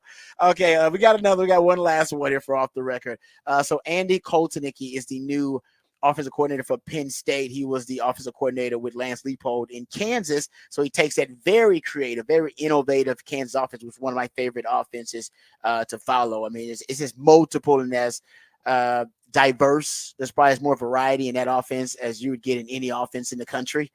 So Koltenicki was asked to essentially, give his perspective on that offense, the offense that he's bringing there to Penn State, and try to break it down, all right, in layman's terms, what his offense presents to defenses and the problems it presents to defenses. Here is the analogy that Koltenicki decides to throw out there for the people, and this one's not bad. The blizzard in itself, right, is a wonderful dessert, right, which we should all use in moderation, correct? Okay. In itself looks complicated because it's messy inside, right? And the person working there puts it in the machine and the ice cream. But fundamentally, it's mostly made up of what? Vanilla ice cream. So if you could equate offensive football to your favorite blizzard and understanding that what it's going to look like is going to be looking like a messy piece of deliciousness, but fundamentally is composed of really just vanilla ice cream and your favorite candies, right? That's when we talk about simplicity versus complexion, right? So it's going to look really complex, but really at the end of the day, it's just 2 ingredients mixed together. That's not bad. I like that one. Not bad. I like that one. That was actually pretty damn good. I mean, honestly, I don't even like blizzards from Dairy Queen, but I got the visual. It's a perfect I know visual. it's white. Yeah. You can't do it. Yeah, no, that's exactly. I can't do that. No, I'm not a blizzard fan. You don't make blizzards. They don't use like chocolate ice cream for blizzards. I bet right? I bet they could. They probably could. I bet That's they a do. little I over the mean, top, it would seem like it's a little over the top. 2024. I'm sure someone's get a figured chocolate out blizzard. a way to make something without vanilla. That's true. A chocolate blizzard. I'd be on board with a chocolate blizzard. I like chocolate ice cream, but not a vanilla. But yeah, I like Koltenicki's breakdown of his offense. I like that analogy. That was pretty spot on. No, that one was on. He had worked. He workshopped that. He definitely did. He didn't stumble through who was saying that song or what day had this conversation. No, he knew what he was going for. He had worked this out. He was ready to come in with the DQ Blizzard analogy. Yes, that's he was true. ready to go. Yeah, you're right. So we built to a crescendo there. That's how you do it, folks. Koltenicki, like you said, he probably shared that with a few recruits and parents. They probably like, that's really cool. And he was like, all right, I got to know. The young people like it. The moms and the dads like it. I'm throwing it out there week 1, baby. This is it. This is it. I know I'm going to get that question about my offense, and I'm going to pivot to my Dairy Queen Blizzard analogy. Money. And you did it right. Good for you, Koltenicki. You know what? Get them players a nice DQ NIL deal too. Hey, you know what? Yeah, if you're listening, that's a perfect NIL deal. Do they have DQs up there? I mean, clearly, they gotta. If he's referencing them, I don't know. He could have been like his experience down south. This analogy could have been like 10 years in the works. I don't know where. That's true. Maybe in Kansas they have ruins it if he's doing it in a place they don't have it, because that's like making a reference. It's true. That's true. I definitely got him. I'm gonna look this up. Yeah. They definitely got Dairy Queens in Pennsylvania.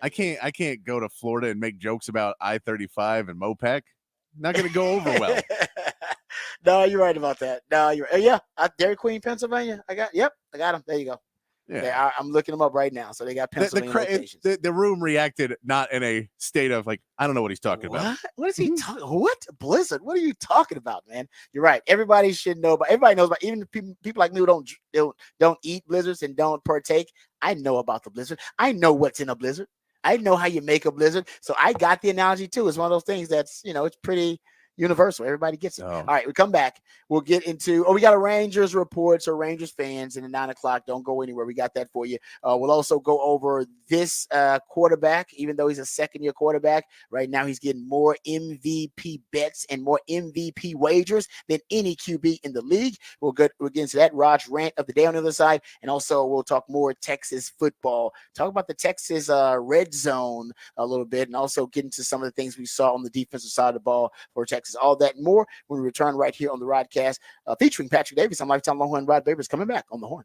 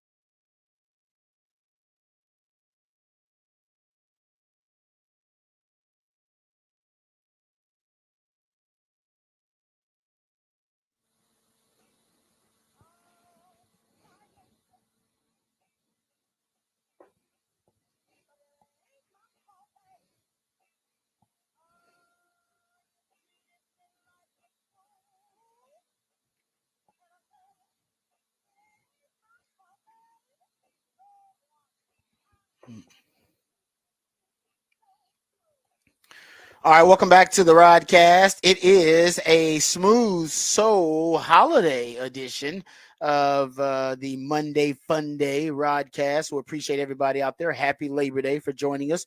We also appreciate Patrick for all the musically themed days of the week, but especially a Smooth Soul Monday. Usually it is to soothe the tortured soul of some of you out there who, of course, may have been enjoying the fun-filled, stress-free weekend. Hopefully you had a lot of good times and a lot of good fun over the weekend. And now you got a 3-day weekend because because hopefully you got a 3-day weekend. A lot of you out there enjoying Labor Day, but usually my man Patrick is trying to soothe your soul and make it a smooth transition from the weekend to the weekdays, especially a Monday, which you usually got traffic and meetings, and he can kind of slap you in the face with some adulting.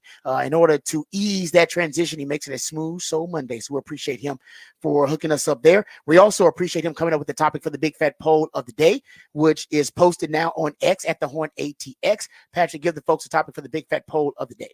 Big fat poll today. Who is the MVP for Texas against Colorado State right now? Quinn Ewers, 70% of the vote, running away with it. Matthew Golden coming in second right now with 13%, and then about 9% for Jade Barron and Jarrett Gibson. Yeah, I figured that was going to be the case. Quinn, there are a lot of great performances, but Quinn, 3 touchdown passes, 1 interception that obviously there was extenuating circumstances there with that interception, ended up being deflected in the air, 260 yards. But I think it was the poise he showed, the command of the offense. He did seem like he's got a different swagger. And when you're throwing no-look passes, you got a swagger about you. That's swagger. You can't throw no-look passes without having swagger. And I always say swagger is confidence to spare. Good for quarterbacks, because sometimes your teammates may need a little bit of confidence. You can sprinkle some of yours on them because you got confidence to spare. And it seems like he's got some of that now, and the trust that he had in his receiving core. We anticipated some chemistry issues, some rapport issues. Maybe the timing's not right. They don't necessarily have great, synchronicity as a group. That was not the case. They did not seem out of sync at all. It seemed like they were perfectly in sync to me. It did, So and that was Quinn. And I mean, even if you want to look at the one thing they didn't even use the tight ends a lot, I think that may be somewhat by design as well. I agree. Didn't throw the deep ball. Also, I believe that was deliberate and intentional. So I'm with you. That was by design. And yeah, the tight ends, it's pretty obvious that they trust Juan Davis as a blocker and a receiver more than they trust Nyblack as both a blocker and receiver. I think Nyblack's a better receiver, but I don't know if they trust him as a blocker. I don't know. Juan Davis played a lot. Juan Davis Gunnar Helm's the best all-around tight end. Yeah, Gunnar Helm did all right. But yeah, I think that that may be somewhat by design of kind of holding, because that's just solely on the fact they did with JT Sanders bunch last season too. That they would kind of hold him out in certain places, and then all of a sudden he would get tons of work on certain teams. So I think they like Juan Davis more than people anticipated. Yeah, he told us that, and I don't know if we listened, but he played a lot in the game. And like I said, I think he's a better blocker. He might be as good of a blocker, honestly, as Gunnar Helm. But I think Gunnar Helm's your best all around tight end. But Juan Davis as a blocker was pretty damn good. And I think ultimately, if you want to boost the running game, maybe that's the way to boost it. If Juan Davis is a better blocker. I will say this, and something I suggested for Sark and for the offense, once CJ Baxter went down, I said, you got to up your early game pass rate. First and second down, first half of the games, you need to be hovering around 58, 60% pass rate. It can balance out, throughout 4 quarters, but early in that game, you need to lean on your strength, and your identity is determined by your strength, and your strength is the passing game. The deep wide receiving core, Quinn Ewers, 3rd year in that system, 4 out of your 5 stars returning on offense. You got depth at tight end too. Look at the way you use your running backs in the passing game. 6 targets for Jaden Blue. Now you can actually talk to Quinn Ewers in the headset with the headset communication until the 15-second cutoff. All those things aid and support the passing game, and say the passing game is really your identity, and you should lead with the pass to open up the run. 58% pass rate. I calculated on the first 5 drives, throwing it more. And honestly, that should be the case for your first 5 drives. Honestly, for the first half of every game this year, you should be hovering around 58, 60% pass rate. They don't have to be deep passes. They weren't deep. You only threw like 1 or 2 deep passes the whole damn game. Screen game, quick game, RPO game.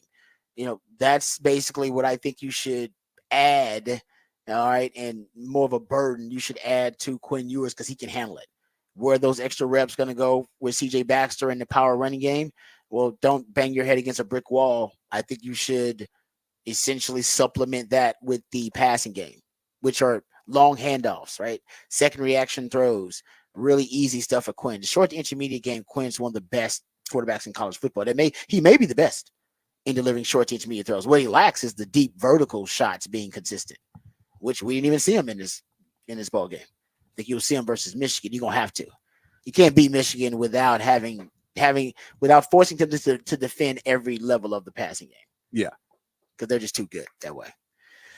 Which we'll get into. I haven't watched that Michigan Fresno State game. Did you have you watched it? I haven't watched. I DVR'd it. I haven't not gone back and watched. I'm going to go back and watch that today. I'll start doing my Michigan prep and the Michigan breakdown for you guys, and we'll start that. We'll start that tomorrow, as a matter of fact. But right now, still looking at all the different storylines from that Texas Colorado State game. Red zone was magnificent. I think also I love what I saw from Jared Gibson. I was thinking that you were going to lose potentially the pony package, and not lose it, just it would become a rarity within the offense because you just didn't have the depth at running back because you only had 3 scholarship running backs.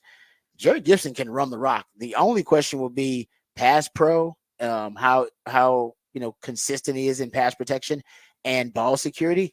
But if you can get ball security, if you can get that taken care of with him and pass protection, Jared Gibson can help you. I mean, Jared Gibson looked really good just running the football as a player. And I thought, man, that to me was one of the real bright spots coming out of that game is that, okay, you do have, 3 running backs, I think, that you're going to be able to count on once Jared Gibson gets some more reps and you get deeper into the season. So the pony package, which you guys know I love, it doesn't have to go away. They used it, by the way. They used the pony pack. I counted 6 plays of it. Now, they were terrible running the football out of the pony. And I think that ultimately is what you're going to miss. Because the beauty of the pony package, the way that Texas had it constructed with Bijan and Rojo, and even last year with, whether it was Cedric Baxter and Jaden Blue, or whether that was, Jonathan Brooks and Jaden Blue, you had a power element, a better kind of power element, and then you had a speed element. Jaden Blue was always your speed element. Bijan was kind of your speed element, your do-it-all Swiss Army knife, and then Rojo was the power, and CJ Baxter was your power.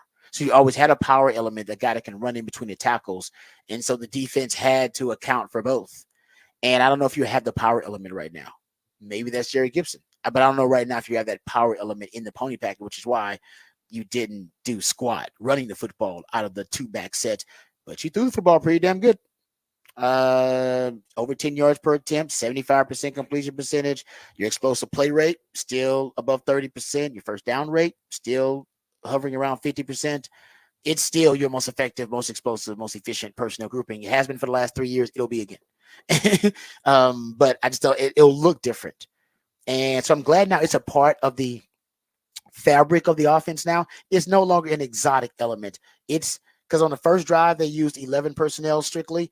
The second drive, they came out in 12 personnel. And the third drive, they came out in 21 personnel. Go back and watch it. It was like he scripted it. He was like, first drive, 11. Second drive, 12. Third drive, 21 personnel.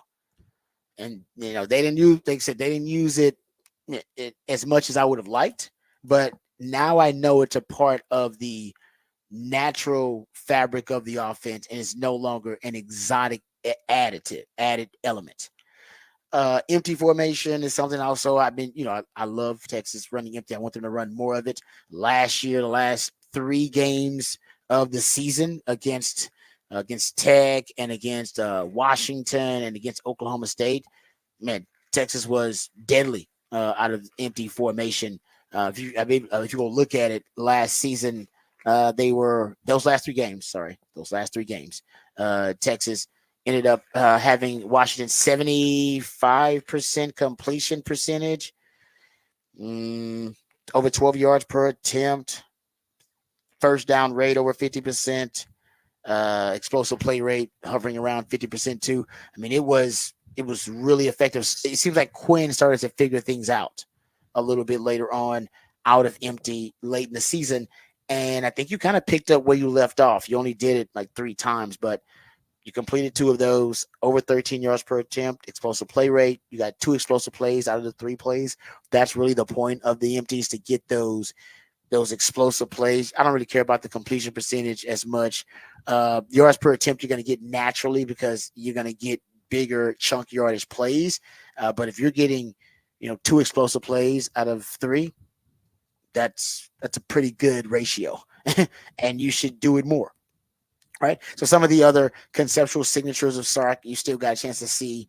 Targets to motion is something they probably should up and use more of. Those are schemed open throws, and they were 80% completion percentage on targets to motion in that game. And your explosive play rate hovering around 40%. And also your first down rate when you target players who are in motion prior to the snap, at the time of the snap. So a lot of things that we have talked about for the last 2-3 years in this offense, some of the conceptual signatures, cheat codes, and the hacks that Sark uses, they still work, and he still should be more aggressive. He needs to be, I've said he's a moderate, and he wants balance. He strives for it. He really does. He champions balance all the time. I think this is the season where he's got to stray just a little bit away from the moderation and the balance. Everything in moderation, including moderation. He's got to become an extremist in certain things, especially when you have concepts that like this are truly force multipliers for you. You got to start using, and he did in this game, actually, in the Colorado State game. He did, right? This is something he didn't do in the Washington game. The Washington game, Texas averaging 10 yards per play out of the pony package, and he only runs it 9 plays in the entire game. Empty formation, you're killing Washington in empty formation, and yet you killed him in 2022, killed him in 2023. Over 80% completion percentage. Look at your yards per attempt. I mean, you had your explosive play rate 50%. Your explosive play rate out of versus Washington, even last year was, as I said, hovering around 50%, 18 yards per attempt. I mean, you were really successful out of it, but you only ran it like 5 plays. That's because Sark is a moderate, and he doesn't. I always say he doesn't play the hits. If it works, some coaches will decide to do it over and over again until they stop it. That's not what Sark does, because he wants balance, he wants moderation, he wants variety. But I would argue, I like that balance, but there are times for extremism as a coach. And Washington was one of those times. They can't stop the pony package. You're averaging 10 yards per play. Instead of 9 plays, we're going to run it 18 plays, see if they can stop it. If we're getting 50% explosive play rate out of empty formation versus Washington, well, hell, we're going to run it till they stop it because they can't figure it out. Matter of fact, we're going to run empty with the pony package, see if that blows their freaking mind. And you don't get that extremism. I saw some of it in that game versus Colorado State. There was a play, actually it was out of 21 personnel. They run a flare, kind of swing screen, designed target for Jaden Blue. Is a beautiful throw by Quinn Ewers. Jaden Blue drops it, just dropped it. Boom. But the play was wide open. Sark schemed it open, and you can tell Sark looked at it and was like, damn, that's going to be a big play. Next play. He doesn't wait 2-3 plays down the line. He doesn't wait, I'm going to do it in the second half. Next play. The very next play, he schemes it open. This time he does it with Trey Weisner as almost a lead blocker, but runs the same concept. It was a swing screen for Jaden Blue. This time he caught it, ran for 15 yards. That's what ultimately I want to see from Sark. Extremism. It was open. It was. I had schemed it open for it to be a 15-yard chunk yardage play. Just because the player didn't execute it, because something was off, don't give up on it. Come back and run it again. Be stubborn about it. Be bullish about it. I want him to be more aggressive, more bullish, and more extreme in using those cheat codes and force multipliers and hacks, and not just, seeking variety, moderation, and balance so much. Because sometimes, I think the situation calls for you to essentially ram a concept down their throat until they choke on it. And I want to see that this year from Sark, especially in SEC play. But I saw a little bit of it in that Colorado State game. That was him being, aggressive and bullish. Coaches rarely do that. Come right back with the same scheme unless they know it's going to work, and they almost, their response to it. I like the stubborn nature of it, but their response to it was, no. I'm doubling down on that. Yeah, the execution was off because the guy dropped it. But no, I'm telling you, this play works, and it's going to work against them because I've schemed it open and I've studied it, and I know exactly what their defensive adjustments going to be when I show them this formation with this set on this down with this distance. And he just came back and did it again. That is the growth I want to see from him. They can't stop it. Run it again. Play the hits. I always say Sark doesn't like leftovers because he was already, you know what I mean? He does it. He has a great play and then you won't see it again. No. Let's show it over and over again. So I think you may start to see some of that from Sark, and I saw it in the Colorado State game. Also, Sark was dressed really cool. His ex-wife dressed him. She admitted on social media that she picked out the outfit. I don't know if that means they're getting back together or what. But L'Oreal picked out the outfit. Still be friends. Still be good. I guess so. I mean, I'm not either way. It's great. It's cool. But some people are saying it means they're back together. Maybe. I don't know. She's picking out his outfit. I don't know. What does that mean? That they're just amicable, or I don't know. Maybe she picked it out in the off season. She got them all ready. There are rumors now. The rumors are that they're getting back together. Yeah. I don't know. Who knows? Not a lot of ex-wives picking out their ex-husband's attire and clothes and make it look good. And making it look good. Exactly. Make it look good. It's like, I don't know. I mean, I'm happy that they're still friends, but now the rumor is that they're getting back together. Either way, it's cool. It's not our business. I will throw in this too. You mentioned Michigan earlier. That we did talk on Friday about how Travis Hunter made the cover boys look good, and then Quinn Ewers made the cover boys look good. Donovan Edwards, no. Edwards, very bad game from Donovan Edwards. That was ugly. Yeah. The Michigan offense just didn't look good. It didn't, but yeah, Donovan Edwards averaged 2.5 yards per carry. Oh, well, they did replace every offensive lineman. They did, but I mean, there was their other running back had 92 yards. He was averaging 6.1 yards per carry. So someone else could run in that offense, but Donovan Edwards could not. So he clearly the worst week of those three. Not hard to tell. Good point. And they started a walk-on quarterback too. They didn't even start Alex Orji. Everybody thought they would start. They started Davis Warren. Yeah. Man, who knows? I don't know what's going on. Are they sandbagging? Are they sandbagging before Texas? It could be a sandbag. It could be like, no, we wanted to look bad on purpose, and now we're going to come out there against Texas and be just some prolific running game. But it didn't. They did not. They averaged 4.4 yards per rush. That's not great. No, I mean it's good if you're Texas, and that's real. Damn, their tight end led them in receiving. No, Colston Loveland, 80 receptions, 87 yards. Yeah, led them in receiving. Throw that out there. Okay, yeah, I think Texas is going to beat Michigan. The Vegas wise guys believe too because they moved the line. The line was at 3.5. Now it's Texas by 6.5. Yeah, it was funny that I watched last week as the Texas line against Colorado State was moving down. I think it was just money. I think everyone was just betting on Texas, and so they kept trying to move it down to get some money on Colorado State. Yeah. I feel.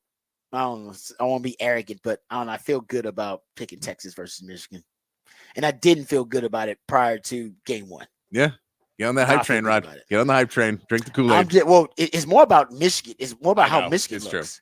True. Texas, I expect it to look good. I didn't expect Michigan's offense to look this inept. Yeah. So if they're only going to be a team that can, play elite defense, you can only do that against Texas for so long. Texas will break through. Are they going to have a run? Usually they will. They're going to have a run? They're going to have a run. Yeah, well, you know what? Against that, I don't think they'll run, but they'll score.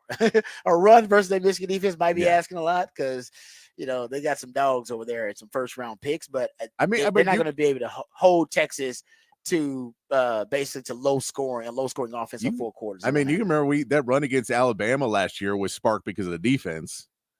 Yeah, and there was that interception there. So you can have a run because the offense gets you something back and the defense gets a big stop or an interception gets you in field position and you put up 14 points real quick and all of a sudden you're sparking something. Yeah, our special team, the Silas Bowden, that's true. Punt return was a part of that too. No, you're right. It could happen with Sark's teams. That's usually how it happens.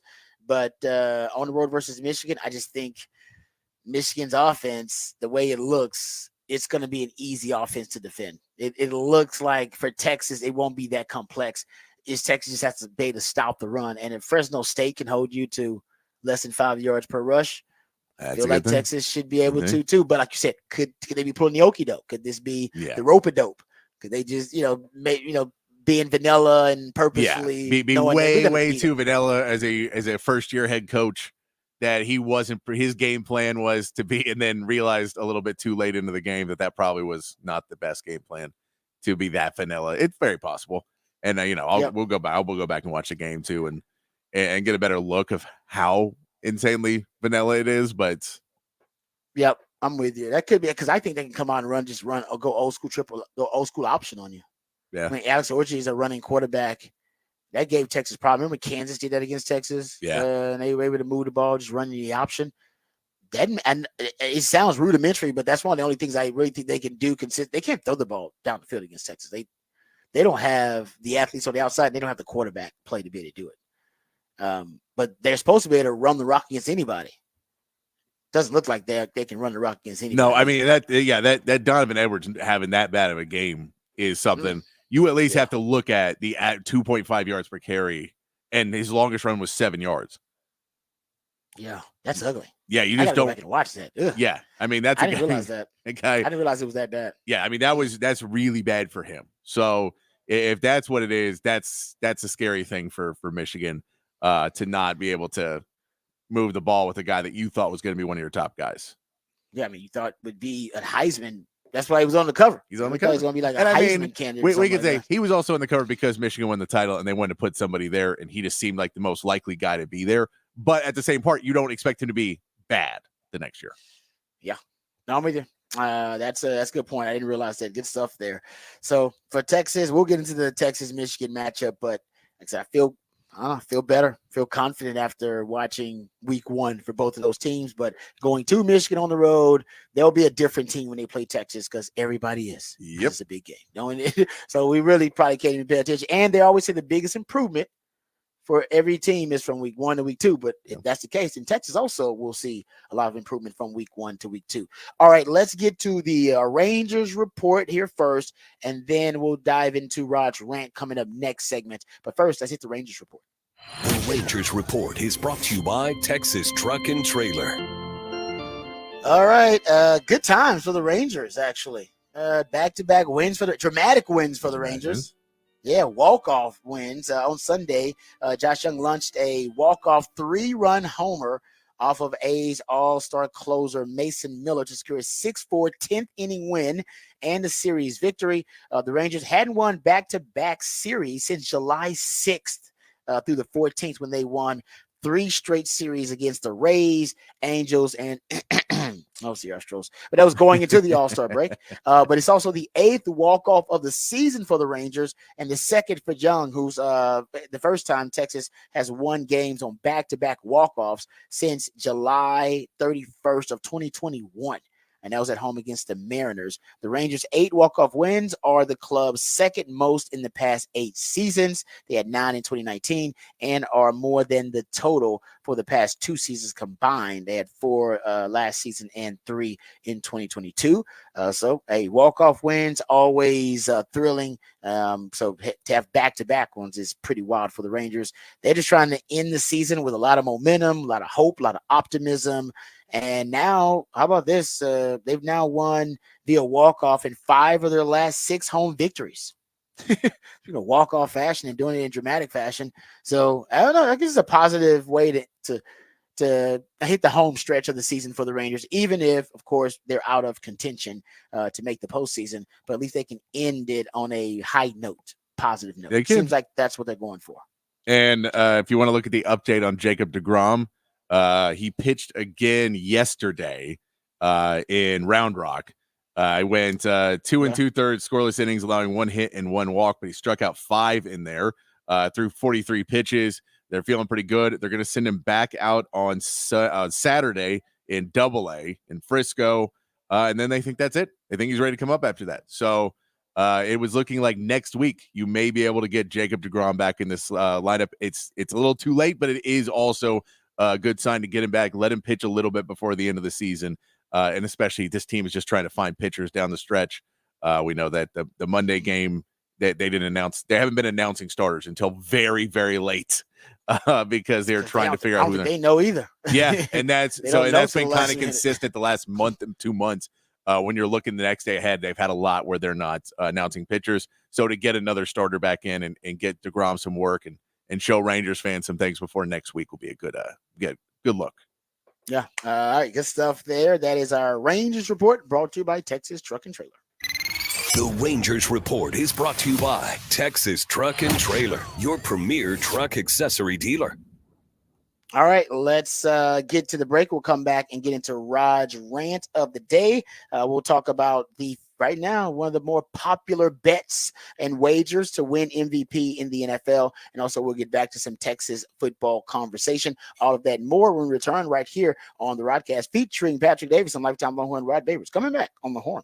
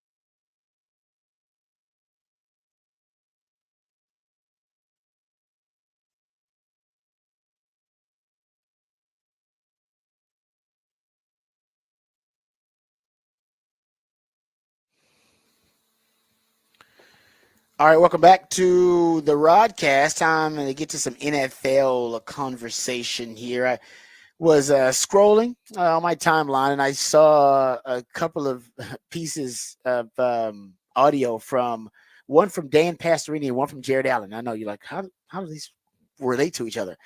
Yeah, actually, it is kind of strange. But both of them were talking about C.J. Stroud. Dan Pastorini, of course, former Lovey Blue guy, was talking about C.J. Stroud, and Jared Allen, a former Kansas City Chief, one of the greatest pass rushers of all time. He was on the Pat McAfee show and was asked about C.J. Stroud. And the commonality between their comments is that they are these larger than life, very grandiose projections and predictions for CJ Stroud. I mean, the most complimentary, superlatives you ever want to hear in terms of praise about a young player. And as a Texans fan, sometimes I'm a little taken aback. Like, hold up, is he just exaggerating, or is he actually mean what he says about CJ Stroud? First, Dan Pastorini, because we've heard a lot of folks, say very complimentary, essentially very extraordinary things about CJ Stroud and his performance, how special he is. So Dan Pastorini, who knows a bit about quarterback, played quarterback in the NFL for a decade plus, love you blue guy, played in the 70s and in the early 80s. He was asked at I believe it's some charity function. He was asked about CJ Stroud, and listen to how he just casually throws out these very grand projections and predictions for CJ Stroud.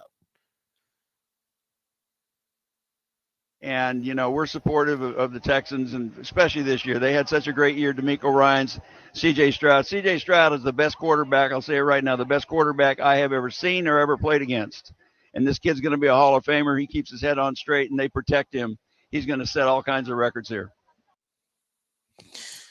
I'm like, what? He's like, did he ever played against or has ever seen or played with? I'm like, there's a lot of quarterbacks. That's a pretty, lofty, goal to have for a young quarterback. So look, it makes me feel good, but it just, like I said, there are a lot of folks out there saying that, CJ Stroud, that he's on a special trajectory already. So I was listening to Pat McAfee, and then Jared Allen was on there, and then Jared Allen was asked about CJ Stroud, and then listen to how he casually, compliments CJ Stroud as potentially one of the all-time greats. Which leads me to C.J. Stroud last year. Mm-hmm. Did you see what he did? Like, legitimately, did you see what he did last year? And I think that's maybe the most surprising thing that's happened in football in a long time, legitimately. I would agree. I don't think people talked about it enough. I don't think he got enough credit for what he did, especially new coach, new team. There was zero expectation, really, let's be honest. And then to come in there and look that poised and make some of the plays he did and some of those game-ending drives, I said he reminded me a lot of Patrick Mahomes in the instance where he uses his legs to set up, what he does downfield, and he's just calm in the pocket. He doesn't seem to get rattled, and a lot of these young guys. I mean, look at Fields in Chicago last year, right? It was like, I'm not open, I'm running, and Stroud just seemed to sit back there and dissect defenses, and he wasn't afraid to take. Didn't throw a pick for 11 weeks or something like that. All right, we don't have to show this. Just first play. We don't have to show What an this. effortless throw. Okay. Where was that at? That was Wow. the Stroud House. That's the Loud House. The Stroud House. That's the Loud House. It's not the Stroud House. Everybody needs to relax. But and then the way he carries himself off the field as a teammate is like perfect. He's obviously mature beyond his years. He seems like he's got the respect of the locker room, respect of his coach, and that carries a lot of weight. Tom Brady said in a recent cover story about CJ Stroud, he's the blueprint. He's done it the right way at every step, from football to business to lifestyle. I saw Ben Fox of DraftKings Sportsbook. He tweeted out the other day that CJ Stroud has the most bets and the most money wagered of any player to win MVP at their sports book. FanDuel, they said they listed the top 5 most bet on players for the 2024-25 MVP award, and they have CJ Stroud with 12%, and that is the most, with 12% of the bet count percentage. He is ahead of Joe Burrow with 9%, Jalen Hurts at 8%, Jordan Love at 7%, and Patrick Mahomes at 6%. So, we not the only ones. I'm talking about we as Texans fans. We're not the only ones that see how special CJ Stroud is. There are a lot of people that believe this season he could be in the MVP conversation or be in the conversation for the second best quarterback in the league. And, nobody's going to supplant Patrick Mahomes, at least not right now. But he can be in the conversation to be the second best QB in the league, along with Josh Allen and Joe Burrow and Jalen Hurts. Right now, his odds to win MVP are the shortest in the last 15 years for any first or second year player in the league. No first or second year player in the league in the last 15 years has had MVP odds this good. So Vegas loves them. And I think they see what I see. One of the things I think that I look for the X-Man ability in a quarterback skill set, something they do as well, if not better than everybody else in their peers and everybody else in the league at that position. And for CJ Stroud, to me, it's his ability to throw the football down the field, the verticality in his game without the risk involved. Most quarterbacks, the more of a vertical offense that they're in, first of all, vertical shots downfield, deep passes, you have a lower rate of conversion. You have a lower percentage throw. And the risk involved, your chance of throwing an interception or making ill-advised throws or throwing into a tight window, those increase exponentially. Obviously, the deeper your passes and the more you go vertically downfield. But for CJ Stroud, not only is he as aggressive as any quarterback in the league when it comes to throwing the football downfield, but he's more efficient than any quarterback when he's throwing it vertically downfield. And that's just as a rookie. I gave this stat earlier, but it's a mind-blowing one. I'll give it again. C.J. Stroud, last season, by the way, with the most injury-riddled offensive line in the last 20 years in the NFL. If you go look at quarterbacks in the last 25 years, well, actually since 2000, I'll say since 2000, he is the only quarterback to average at least 9 yards average depth of target with an interception rate of 1.0 or lower. He's the only quarterback that throws that far downfield, average depth of target of at least 9.0, and interception rate of at least 1.0. So throwing it vertically down the field really far, all right, and doing it while lowering the risk factor. That's hard to do. Like I said, no quarterback has done it. He's the only one to do it since 2000. In 2023, he was the only quarterback to throw more than half of his passes past the first down marker. Nobody else in the NFL did that. He was the only one to do it. It's rare. Over the past 5 seasons, only 10 quarterbacks have finished the season with at least 50% of their pass attempts traveling past the sticks. He's one of them. Just doesn't really happen a lot. He had 5 games last year where he had at least 25 pass attempts and a 10-yard average depth of target. That was the most in the league. Matter of fact, Dak Prescott has had 2. He had 2 last season. And no rookie since 2000 has done it more than once. He did it 5 times. In 3 of those games, he also had at least 10 yards per attempt, which is also the most in the league. The most games in the league where he's had that. He throws it down the field, and when he does it with amazing efficacy and just a really efficient, it does it in such an efficient manner. You don't see that from rookie quarterbacks. You never do. And in addition to becoming the youngest player to lead the NFL in touchdown interception ratio, second most passing yards per game by our rookie in league history. Yeah, we got all that stuff too. But like, it's amazing that he's able, like I said, in the modern game era that we live in, to stretch the field vertically. Most teams now are going the other way. The quick game and the short game is taking over the NFL. 60% of the passing game is between 0 to 9 yards. Quick passing game, RPO game is taking over. And yet this young rookie is going the opposite direction.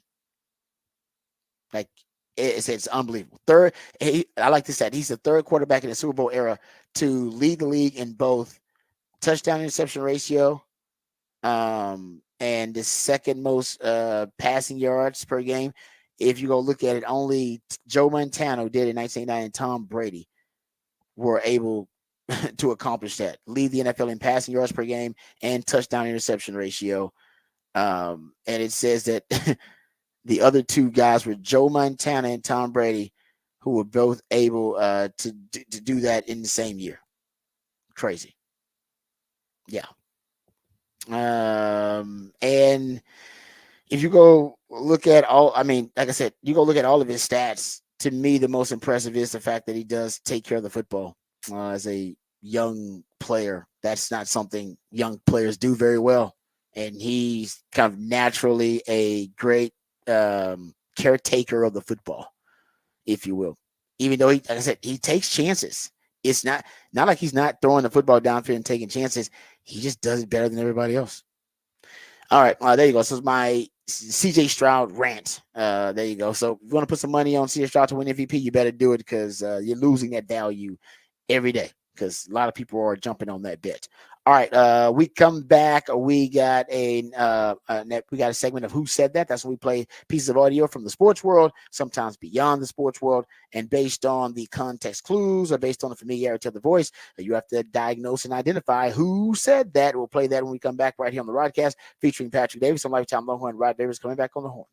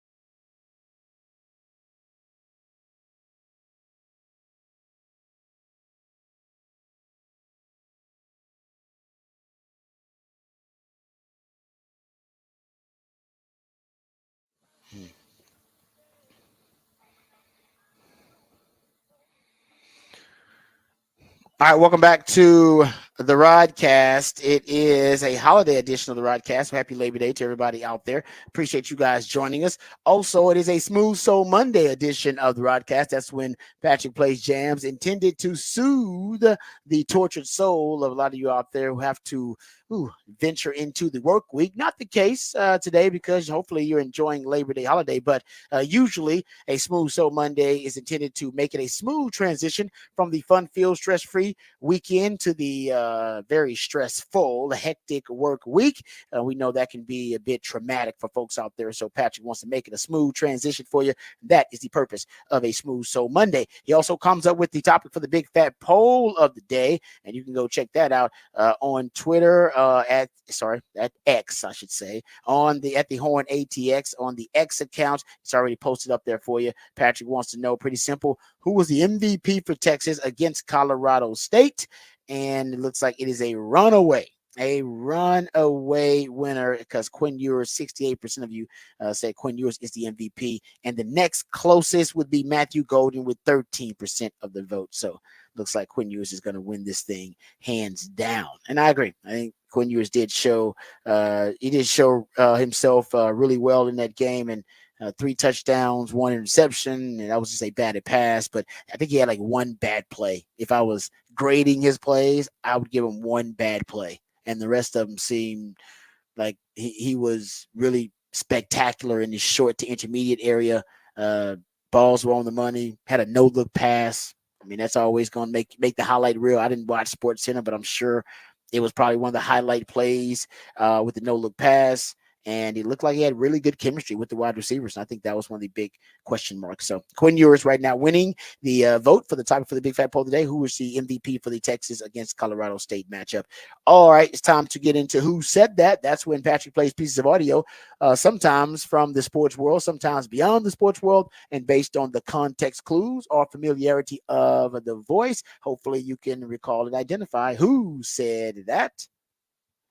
Mama said I had a tank head when I was younger, so she started calling me that. Like, I'm talking about probably when I was only like 1 year old or something like that. She started calling me that. Then my whole family picked up on it. Then my friends came around. They started hearing like, "Tank, come here, Tank, come here." And then they picked up on it. Then after that, I just this my name now. Like, I'm about to change it legally. So yeah, Nathaniel, I hate it. What? I hate it. What you mean? Do I look like a Nathaniel? Hey, Nathaniel, man, we about to slide. Yeah, like, come on, nah. Hey, I look right past you. I keep somebody walk up to you in the club. Hey, what's up, man? Hey, I'm RC. Man, Nathaniel. You want to go get a coffee? Exactly. Nathaniel. That's Tank Dale. Was he on with the Pivot guys? I believe Yes. the Pivot podcast. Yes. Talking about how he hates his Christian name, the one his mom gave him. But she also gave him Tank. Started calling him Tank. So she gave him the nickname and the Christian name. Yeah, so they're gonna legally change his name to Tank. But Mama ain't gonna like that. Nah, Mama named you something. You gotta stick with the name that Mama gave you. I don't know. Put the Tank as the nickname. I think when he signs that contract, Mama's gonna be just fine. Mama gonna be just fine, but hey, trust me, man. Mama named you that for a reason. Like, I don't know why. She went through, I'm sure, like some inspiration as to why she named you Nathaniel, even though you don't like it. Yeah, I guess. Yeah, it depends. I mean, some people, they end up with a nickname that follows them their entire life, and he's one of those guys. Yep. And some of you have a nickname for like phases in your life, like you had a high school nickname. Yeah. Or a nickname in college, and then you don't have those friends anymore. So but that's like when you knew a Billy in high school. And then you're an adult, you see him again, you're like, "What's that, Billy?" And he's like, "It's William." Exactly. Yeah. What? Whoa! Didn't realize that. Okay. Yeah, exactly. I think that's kind of what you realize. Like, oh man, so you've matured. And I wonder when that happens for people. Like, I basically, once I became a Rod, I don't think I went back to Roderick. And every now and then now somebody will come in there and go, "Roderick," and I'll go, "Oh, that's weird. What is that?" I mean, that's so strange. Like, my mom calls me Roderick. Like, mom, she's the only one that calls me Roderick. My dad does. Even my brother calls me Roderick anymore. He calls me a lot of stuff, so he just doesn't call me by my name. Yeah. He's a brother, so he's always calling me other stuff. But yeah, Roderick is rare. So when people say the whole name, it is kind of, ooh, No, and that's gives me Patrick is shivers. easy. I've always just stuck with that. Oh, I get Patrick's called easy, Pat yeah. plenty. I do like that my parents named me Patrick, so it would be easier to. So they're like, you can be called whatever. And the Rick part came from Rick Neuheisel, which is always funny. Oh, the Pat Rick. The Rick, they were because he was playing for the San Antonio Gunslingers at the time. And I was actually born during a Gunslingers game. Story. Which my dad was upset that he had to miss the Gunslingers game to go see my birth. But but yeah, Rick Neuheisel was the quarterback of and they were like, no, we like Rick Neuheisel. So that is so random that one of your inspirations for your name, like namesake, was Rick Neuheisel. I know it's a very weird thing, but it's true. That is a very weird thing. Rick Neuheisel recruited me. I know Rick Neuheisel actually personally. I've actually had several conversations even after I played the league with Rick Neuheisel. Last time I saw him was at a Vegas, like a Vegas table playing craps, I think. And I ran over to him. I was like, "Coach," he was like, "Babies." Actually, I think he called me Kool-Aid. Because that's what they used to call me when they recruited me. So I think he referred to me as Kool-Aid back then. Yeah, you know. Hey, that's something you probably didn't know about Patrick, that he was actually partially his inspiration for his namesake, Rick Neuheisel. How you like that? All right. Thank you, Patrick, for everything you do. Remember, the revolution will not be televised. We'll talk about it right here on the Rodcast. We love you guys. We mean that. Take care of yourselves, but more importantly, take care of each other. Join us tomorrow. Same time, same channel. Until next time, hook 'em and peace.